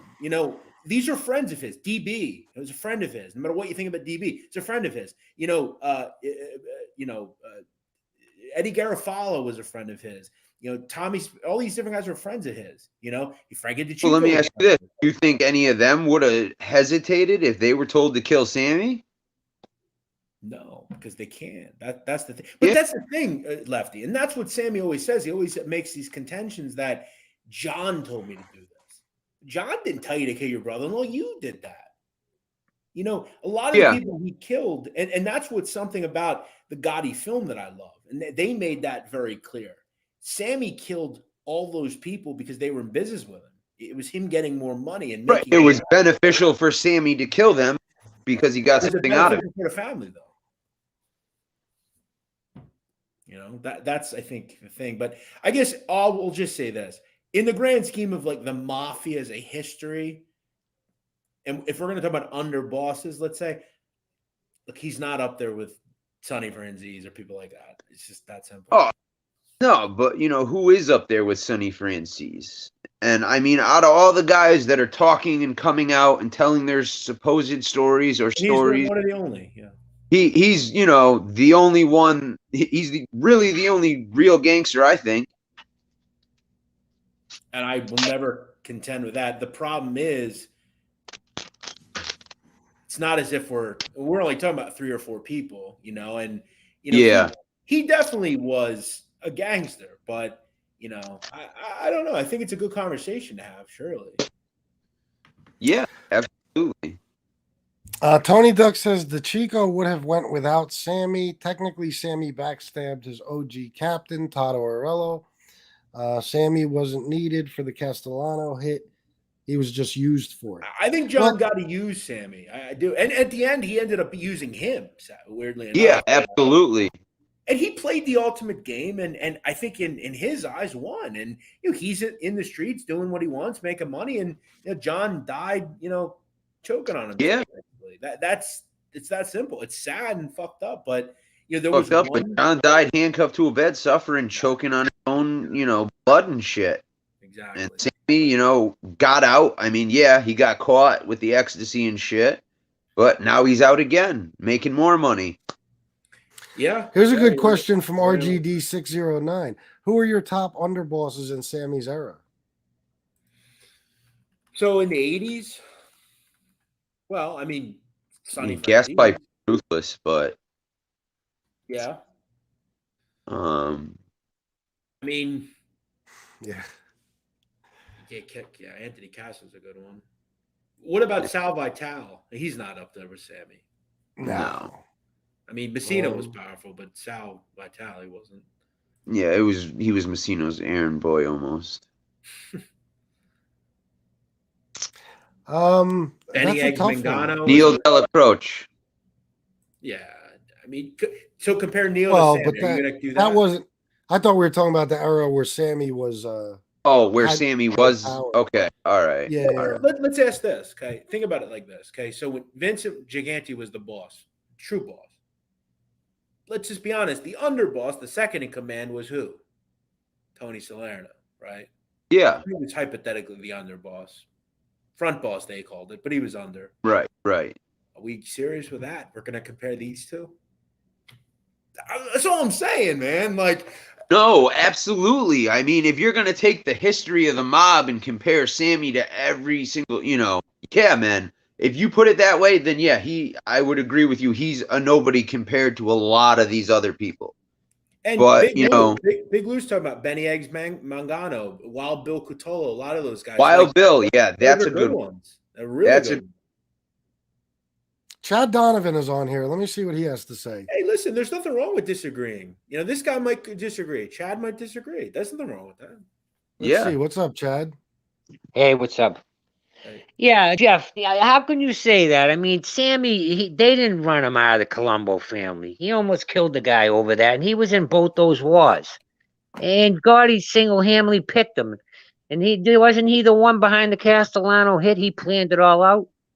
Well, that's what he tells you, remember? I mean, he didn't do it himself. He's always the smartest guy in the room. Remember that. I understand he is, but other people say it too. Without him.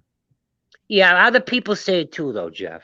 I mean, I understand the guy ain't the greatest guy. Most gangsters aren't, you know that. Yeah. But I mean, he is who he was. I mean, come on now. There's a lot of people that vouch for him. Are you agreeing with what I'm saying, that in the grand scheme of very powerful people, considerably in the same amount of time, he was not as powerful. He was not as powerful as some of these people. He just most of them aren't. I mean, a lot of them are blown up, Well, I hear you. I'm just saying, like, I think a lot of people are taking what I'm saying out of context here. Like, I'm not saying he was some errand boy gopher. Like, I'm not saying that. Right. I just think in the grand scheme of mob history and the Borgata that we're talking about, I don't think he was as powerful. Like, for instance, let me say one guy's name right now. Ralph Scopo. Do you guys know who Ralph Scopo is? He's a soldier. Yeah. Ralph Scopo. Yeah, that Papa kid killed him, right? Yeah, he created the Concrete Club. Okay, he made more money than like most gangsters ever do. I mean, Ralph Scopo was incredibly powerful. Like that's power. No, you're saying Sonny Francis. Now, Sonny Francis is probably one of the biggest gangsters ever. You're comparing to him, Jeff. I mean, come on. Yeah. But they're the same position. It's a little unfair. You know what I mean? Is it, though? They're the same position, Chad. Yeah, no, he would have been boss. He did half his life in jail. He's bigger than, come on now. Persico. He would have been the boss over the Persico. You know that. Yeah, I think Sammy was just another guy in the family alongside John. Paul Castellano liked him, Jeff, too. Oh, yeah. That's another thing I mentioned. Nobody's don't go to Big Paul's house on the regular either.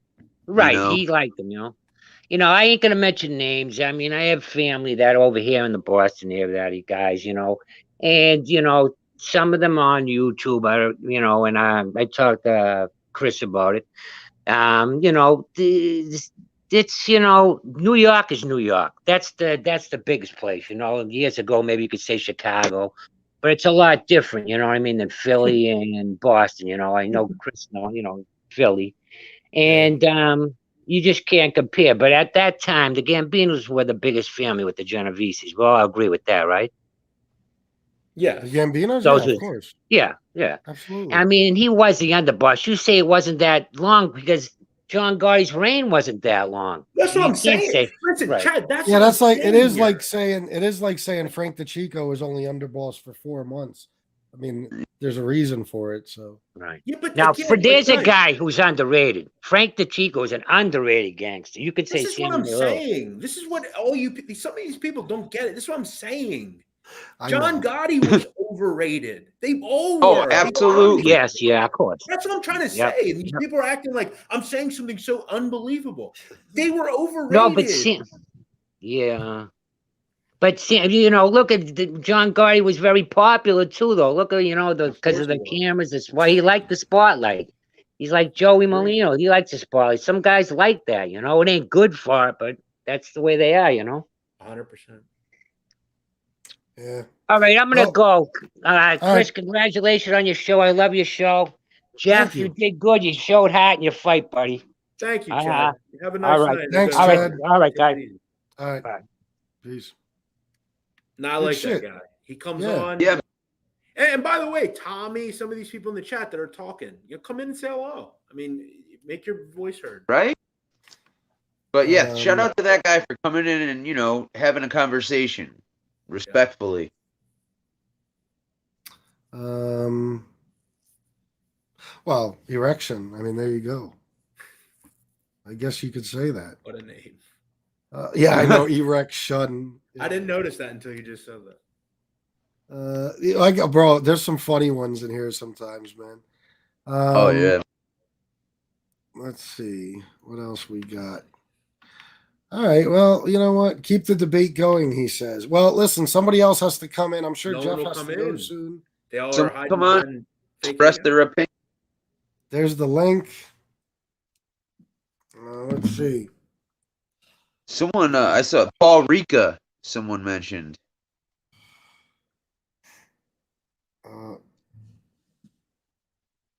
Let me see. Let's see who else pops up. Jeff is still down here. I don't know if he realizes it. Props to Jeff too. Sorry. All said, good sport. Absolutely. Yeah. Listen, he's just giving his opinion. Jeff expressing his opinion, right? Hey, listen. I think if you guys all understood my opinion, I think you do, Lefty. I don't think Chris does, but I'm just saying, like, I think he was a bit overrated and a bit of a nobody. That's all. If he wants to debate me, a bit overrated, yes. He can. I would agree with that. A bit overrated, yes. A bit of a nobody. All right, you're on your own there, man. Yeah, see, that's where you lose people, I think. But I know what you're saying. You're saying if John Gotti never took him under his wing and blah blah blah. Yeah. I still don't think he would have been a nobody, but he did become the underboss of the Gambino family. It's like saying this, like John Gotti Jr. He wasn't. I think we can all agree he was not deserving of that position, boss of the Gambino family. No fucking way. No, but people really respected him. Yeah, no. I mean, but he became that. He became that, and because of that, he was once the boss of the Gambino family. I mean, right. I don't know. He held that title, whether, people think he's a nobody or didn't deserve it or not. He still held the title. Can we agree Judy Harrison's definitely a Sammy plan? Definitely. Well, why don't she come in? I dropped the link again. I mean, it's clear. She does. I get these people in my comment section. They don't. Judy, no one's arguing that Sammy makes money or made money. We're just pay some of that to the victims of his crimes. Thank you, JCM. Yeah, but how many other people that were victims of his crimes were, perpetrated themselves? That's the thing. What Riz is saying, like you guys were talking earlier about, whether he could have done it without Sammy and all that stuff. But why if Sammy was a nobody, why did he go to Sammy? I mean, it was Sammy, Frank the Chico, and John Gotti. So why would he have even bothered with Sammy? I mean, there had to be a reason. Sending Angelo to send his feelers out for Sammy. Yeah, and Sammy had a crew. Yeah. I mean, you know what I mean? Oh my God, a crew of hitters. Yeah, without a fucking doubt. So, I mean, there had to be a reason he went to Sammy. JCM 499. Thank you very much, JCM.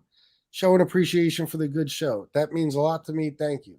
He said solid show tonight, guys. Says Sammy isn't dead. John Gotti is. Really? Are you really saying that? What does that even mean? Like she's like celebrating that he's like out. It's like, do you know why he's out, lady? Yeah, I mean, that's a weird thing to say. Falcon Arrow, that's the problem with self-praise. People might think someone is great, but when they start saying how great they are themselves, the fades somewhat. That's Sammy's problem. I see what you're saying there. Sammy does have some sort of a complex in a way that I think he still feels like he's the underboss of the Gambino family. But listen, what happens with a guy like Sammy is when he's praised the way he is, that goes to your head. And Sammy is a guy who always had a lot of power. I mean, he did, he had a lot of power. So it's hard. And, even in prison, I'm sure, even in PC, whatever, he was a big fucking deal. So Sammy's not really used to being somebody, being seen as somebody who's, anything but that. I mean, he's seen as as being a very powerful man, and people look up to him, and they still do for whatever reason. Tommy Agro, great show, guys. Thank you, Tommy. I appreciate that, bro. Thank you, guys. What? Chris, someone wants to say hi before they go to bed. Oh, all right. We got to say hi to him. Come here. Hello. What's up, little man? How you doing? Hi, Chris. Hello. You're famous for the second time. You're I like famous it. all over again. You what? I like your show. He likes what? Like your show. Oh, well, thank you. Thank you very much. I think you just became my favorite fan. Thank you for coming on. Sleep good, okay? All right, Aiden. Okay. Time to go to bed, Good bud. night. Good night. Yeah, bud. Yo, later, Thanks. buddy. Cutie. Yeah. Good kid. Salami. That's your one- kid? No, it's my godson. Nice. Yeah, what is his name? I'm sorry, I forgot. Aiden. Aiden, that's right. I'm sorry. Salami. I don't remember my own name half the time, bro. Salami 199. Crazy Marty really does sell carpet cheaper. Okay, well, thank you very much for this. Crazy Marty. Shout out to Crazy Marty. Kevin Mack says, my take is Sammy was overrated, but I don't think he was a nobody, but you guys know a heck of a lot more than I do. No. Well, just me. I was the only one that didn't know. They did. Yeah, I don't necessarily know any more than you do. I just go by the fact that, this was, in my opinion, Sammy was a fucking heavy hitter, man.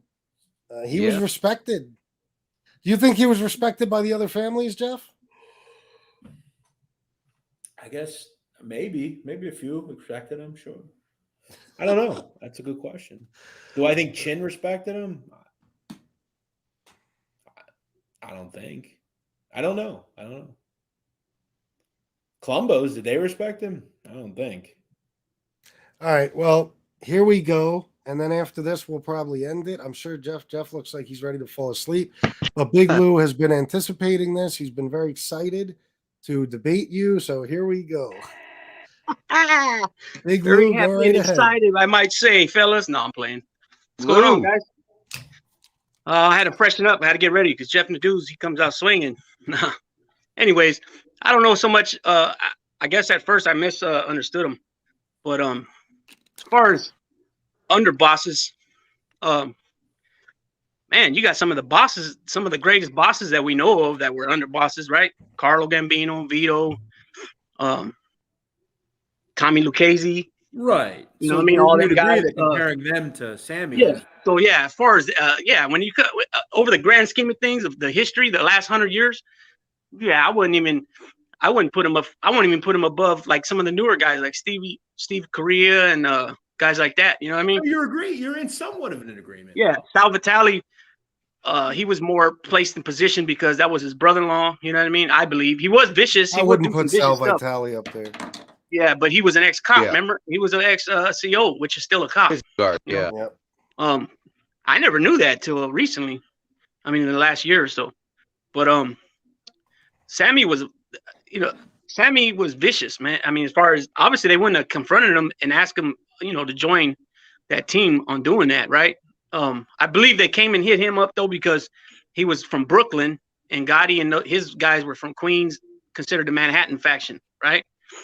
And they needed somebody to kind of be that liaison, I believe, which was Frankie DeChico and Sammy the Bull. But I think Sammy was, he handled his business. You know what I mean? I don't believe he would be put in that position, period. And then the fact that he was the I can't pronounce the word right, Gunsmoke, the consigliere. Consigliere. Right. I always want to say it like Spanish. I always say consigliere, but I'm pronouncing it wrong. Anyways, the number 3 guy, that guy's powerful also. You know what I mean? And Sammy was in that position for a couple years. You know what I mean? So, which is pretty much a senior advisor role to the boss. You know what I mean? So he, to say he was a nobody, and I don't believe he got chased out to Columbus because you think Don Carlos is going to be like, oh yeah, this guy's a nobody. I'm gonna go ahead and bring him onto our Bogota. Nah, no way. I'm not, I can't believe that one bit. You know what I mean? Don Carlo gets credit with being one of the slyest foxes there was, right? So strategically, however you want to put it, I don't believe he was, because they had to get his approval to bring a guy over, right? It wasn't just Toto Arello, And I also believe that even if I believe that he would eventually probably he would have took over for Arello anyways as capo of that crew, which a captain is a powerful position also. People seem to don't realize that John Gotti was an acting captain of his crew when he wasn't even made yet. Yeah. Right. Therefore, that's something right there, dude. Right. Therefore, there was guys up under him that were made, and he wasn't, and he was telling them what to do. Yeah. That's got to say something about the guy. And definitely. And Santa Claus here brings up a good point. Bobby Manna sent Sammy down to meet Nicky Scarfo for the Johnny Keys hit. Phil talked about it in his book. Yeah. Bobby Manna said, I'm sending a kid down named Sammy who's respected by all 5 families. Yeah. That's true, too. Yeah. And then remember too, at the time, Sammy was a soldier, and he was put up to speak for for Paul. And he was just a soldier at the time, and he was going, like, I don't know who brought it up. I think it was Lefty, about him going up to their house, or, going up to the White House up there, You think, just anybody couldn't go up there, So I think Sammy was, they seen something in him. But then again, Sammy wasn't built to do time, bro. Somebody said, well, he ended up doing the 20-year sentence. He did 17 something on it. Yeah, but by that time, he had nothing to give him. He had nothing to give the state of Arizona. He had nothing to give the feds by that time. 1990, he gave up everything. He threw John and Frankie Loke under the bus and whoever else in the family. Then he went on to give up, I don't know how many guys, and how many guys ended up going to the joint for that, including Vince the Chin. You know what I mean? So, well, when he got busted in Arizona, all that I was betrayed shit by John, blah, blah, blah. That's bullshit. And the more and more I hear him talk, the more sillier he sounds too. You know what I mean? Yeah, it's a shame. I agree with Jeff. I'm not on here just to say, oh, Sammy, he's a piece of shit. Right? I mean, come on. He talks shit about Gotti bringing the son in, but like you guys already hit the points, he brought his whole family into the dope game. Yeah. That's why the government didn't want to put Gas Pipe out there, because Gas Pipe said that he was selling dope or weed back in the 70s. And how's that look for the government? Oh, this is their star witness, and then we got this guy saying something, to counter that. You know what I mean? So he ends up getting busted later. He goes and does his 17 plus years, 17 change. He had nothing to give up. He had to do his time. Either he's going to kill himself or he's going to do the time. What else is he going to do? And all that bullshit too, like Jeff say, he's always talking about, oh yeah, the Aryan Brotherhood guys gave me the green light. Those guys were in the hat, bro. Those guys were not functioning. You kidding me? They would have killed him quicker than shit. You know what I mean? That's the thing with these mobsters. Some of these mobsters now, like guys have been doing time forever. Of course, I mean, I don't know, tell you the truth. But what I ran with, we immediately started learning how to manufacture weapons out of anything, plastic, out of course metal, but plastic. Sometimes you can only construct something that you can hit somebody one time with before it destroys itself after hitting make contact with bone or whatever. Yeah, exactly. So you got AB, dude. Some of the most vicious shit I seen on the yard happen was the white boys doing it. You know what I mean? Straight up, them dudes they're vicious too. This is a different type of. The AB got a different type of sinister. Almost like fucking hate, just pure hate. Yeah, they're more. They're wicked, bro. They're wicked. Those dudes would have killed that dude. Big Lou, yeah, we're veering off the topic. Let me ask you something about this, because I did a show on the Aryan Brotherhood and their relationship with John Gotti, right? Right. And yeah, I remember that. Sit down with Barry Mills and all that. They very much respected John Gotti. In fact, the Aryan Brotherhood took a different tact once they started sitting down with Gotti. Right. Barry Mills thought he was John Gotti for a long time. Right. But I think that's an interesting. So Lefty was mentioning they're full of hate.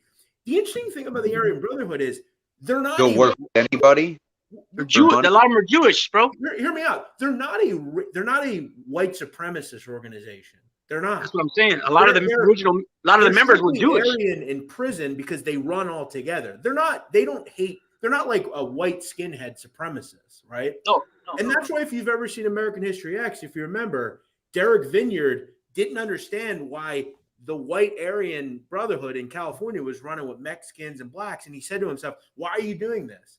And he couldn't understand that they're not racist supremacists, right? Well, they're a white gang in prison because that's how they survive, right? Well, a lot of them were part Jewish. A lot of them are part Jewish. Yeah, Tom Silverstein was Jewish. Exactly. And he's one of the most vicious dudes there is. He's one of the guys he's one of the guys that a dude swallowed some dope at the visit, man, and they went in there and cut his guts out to get to it. You know what I mean? They wanted that shit. He was probably the most dangerous prisoner in the history of the federal system ever. Yeah, he started. I'm pretty sure he started in the state of California too. Thomas Silverstein. Silverstein. Yeah, he was on solitary, range 36 at ADX for 36 years. Straight. Oh, that's the guy who was in the hole for that long. Okay, and he wasn't even in the hole. He was in range 36, which is like it's the worst of the worst. It's like under the jail in ADX. And then before that, it was Marion. Marion was a supermax before that. Holy shit! Hold on, guys. Hold on. Oh my God, Mark Chopper Reed. Holy shit, bro. Oh. Shout out to Mark Chopper, man. Hey, PS, you better do a butt naked booty scoop for him right now. Oh my God. Thank you so much. Note, let's end it on a high note. Butt naked booty scoop for that. Right? Thank you so much. Oh my God. Mark Chopper Reed, you're my hero. Thank you. Wow. That's nice. That means the world to me. Yeah, Mark Chopper Reed's a good dude, man. He's always very positive in the comments. A lot of the people are, man. I appreciate everybody. He always donates big, but he outdid himself. Look at all that conversation. We got some good donations tonight. Yeah, so what? 504 ways to build 25 apiece. Not bad. Hey, man, I told you guys. Hey, I told you if a nickel bag gets sold in the park, I want in on it, bro. Yeah, straight up.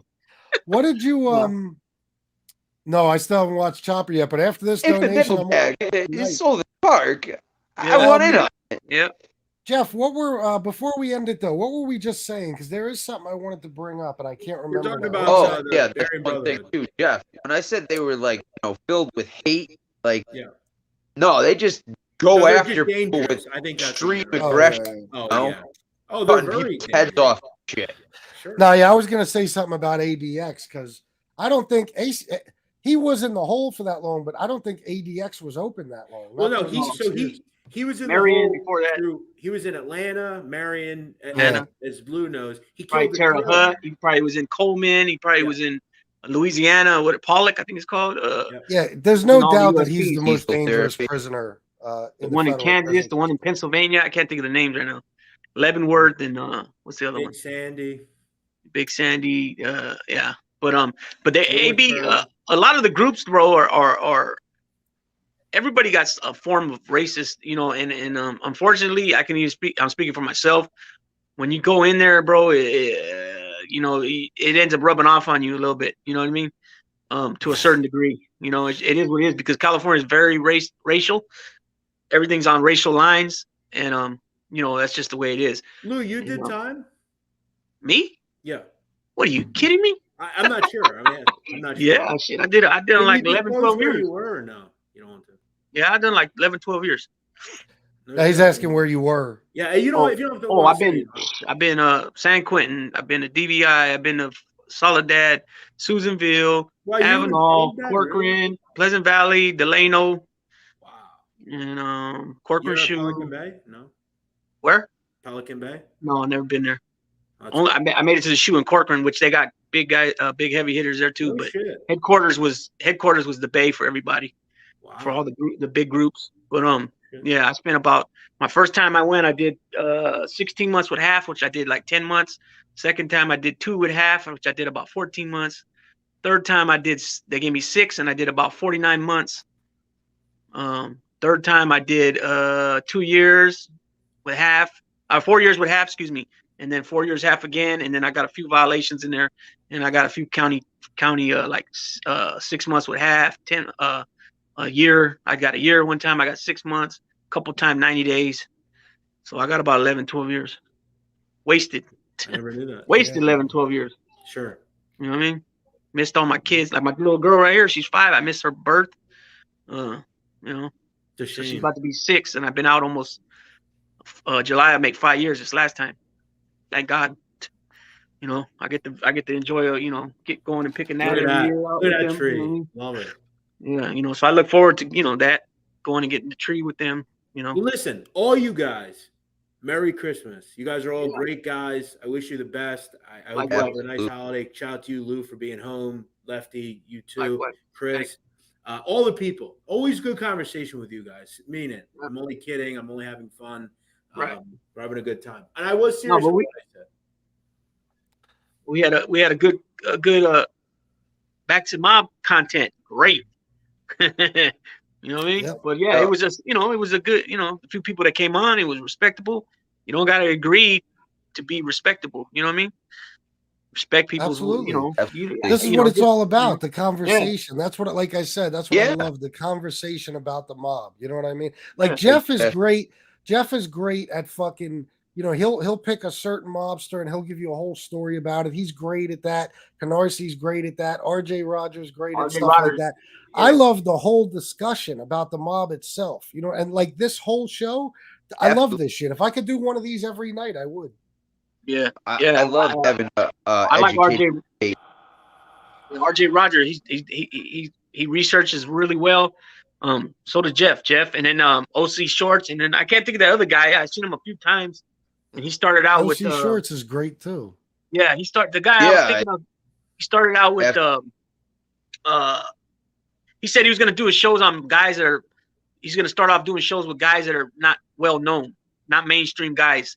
And I can't think of his name right now. He did a couple of videos pretty long, but they're real research. He does his homework. You know what I mean? Somebody said, not to cut you off, Big Lou, Girthquake said FBS Lou is just talking shit about you in Vinny's chat. I was? What did he say? What did I say? I never saw Lou talking shit about me. I don't look, man. People talking shit. People just that look, man.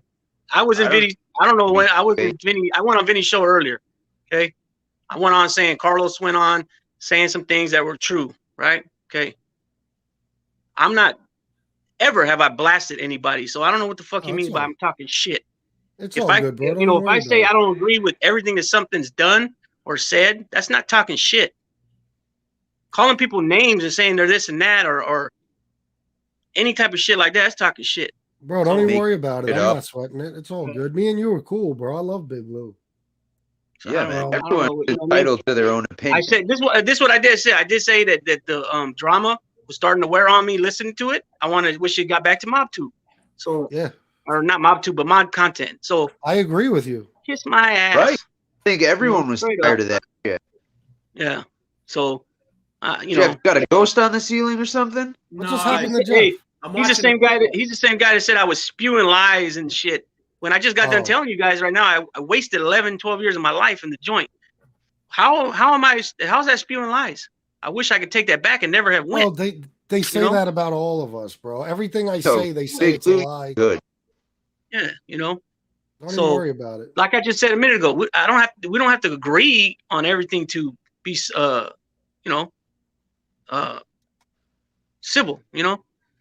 So yeah, I don't know. I mean, I don't know. You know what I mean? So I'm not.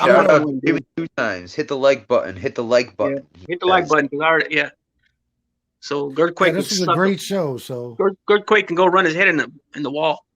As far as I care. He was talking shit all night. Fuck him. Yeah, I mean, like I said, we don't have to agree to be civil. Some people things were done differently. Yes, I wish I done things differently. Simple as that. Yeah, you're telling me. Me too, bro. Every fucking day I think about it. I think everybody could take back a few things in their life if they could. Somebody asked about. Absolutely. Somebody asked if there was any famous consiglieres, and they named Joanne Gallo. But there's several you can mention. Anthony Spiro. Anthony Spiro, Christy Tick, freaking Joe Biondo. Joe. Oh no, he was the humble boss. Bobby Manna. Lefty? I said, I'm not familiar with Joanne Gallo. Yeah, Joanne Gallo was the consigliere of the Gambino family. He's the one that John Alite claims that he went and demoted. Yeah. Oh, okay. All right. He was on administration with Big Paul and Della Croce with Big Paul and Carlo for a long time. Yep. You know what I mean? Are you kidding me? Carlo made John Alite. You guys didn't know that? He opened the book just for him. No, John Alite made Carlo. John Elite's like, hey, Yeah. thank you, Carlo. Give me a high five with my tiny hand. And Raymundi made Elite, John Alite. And Johnny Russo made all of them. I can't think of. You guys There's a lot of them, bro. know. I can't think of them all John right now. Elite was hold low on, Jeff is head of leaving. the commission. Jeff, You're out here? Jeff All right, is Jeff. out of here. Thank Good you, night, bro. Jeff. I love you this all. was Jeff, Thank take you. care, man. Have a happy holiday, man. Same to you guys. See you later. I appreciate this. We'll do it on your show next time, all right? I'll talk to you soon. Whenever you want. Thank you, guys. See ya. All right. Frank Costello. Frank Costello. He was the number 3 guy with Vito and Lucky. Before Lucky. Tom Hayden. Tom Hayden. Yeah. There you go. He's Yeah, the there you most go. famous Godfather. consigliere. Yeah. Silvio Dante. Oh my God, that's funny as shit. Yeah, Sopranos. He was the fucking consigliere. There's a lot of guys, man. Yeah, man. Bobby Manna, he sticks out to me real big right now. Christy Tick, Bobby Manna, those guys stick out to me. TG, I think TG was Tony Graciano. I think he was one for a while. Sparrow sticks out to me. Who was it with gas pipe? Sparrow, And, that's a good one. who was it with a Musso and gas pipe? Do you guys know? Oh shit, let me think. Wasn't it the guy who ratted that Oh, they had I think it was Frank Lastarino. I think wasn't it? I don't think Guy so. that ratted. I thought they put him as the acting Diarco? boss and then ratted. Diarco? Shinebot Yeah, said Diarco. Sessa. I thought Al Diarco got was his there book. I just got his book. for a little while. No, I don't believe so. I believe he was a capo. He was a capo regime, and then they put him an acting boss. We got okay. Sessa, Lastarino, Carmine Sessa. Carmine. He wasn't too long ago. Diarco.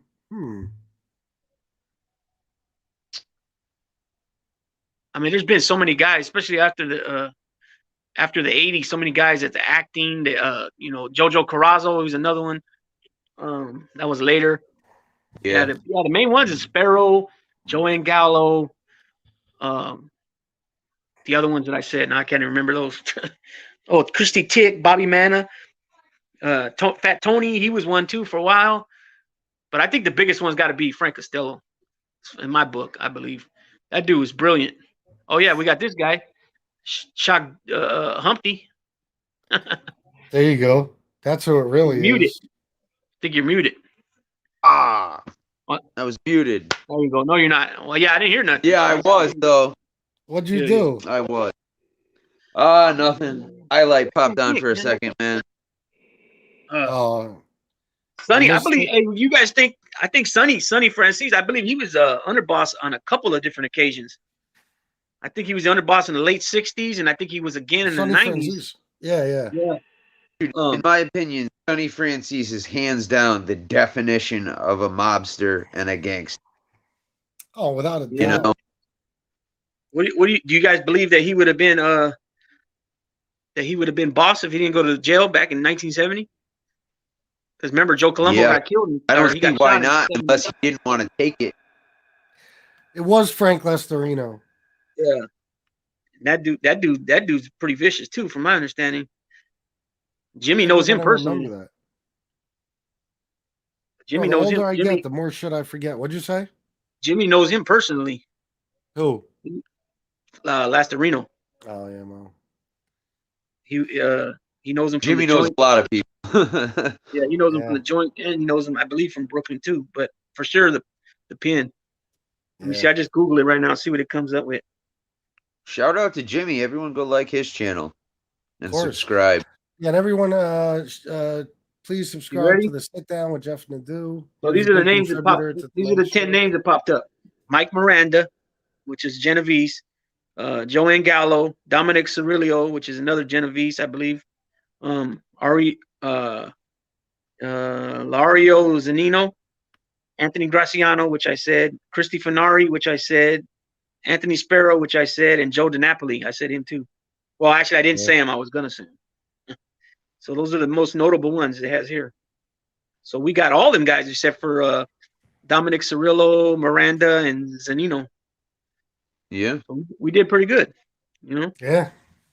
Yep. All right, listen, guys, I'm going to let both of you go because I'm going to end the show in a few minutes. But thank you both, Big Lou, Lefty, Yes, for sir. coming on. I appreciate Chris, it. man, thanks for having me on. It's always Hey, appreciated. before I forget, I emailed you a little bit ago, FPS. Yeah, I thought I emailed you back.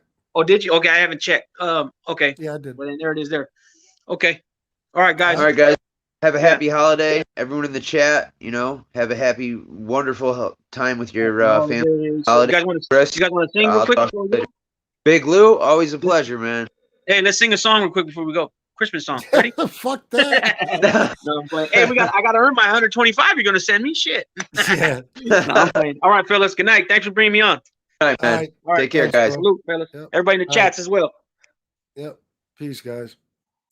All right. Excellent show. I loved it. That went well. And listen, this is what we can do. This is good shit right here. This is what I'd like to do more often. And hopefully I will. And there's other people I want to have on to join me. Other people that are knowledgeable about the mob. We're going to talk about a lot of different things.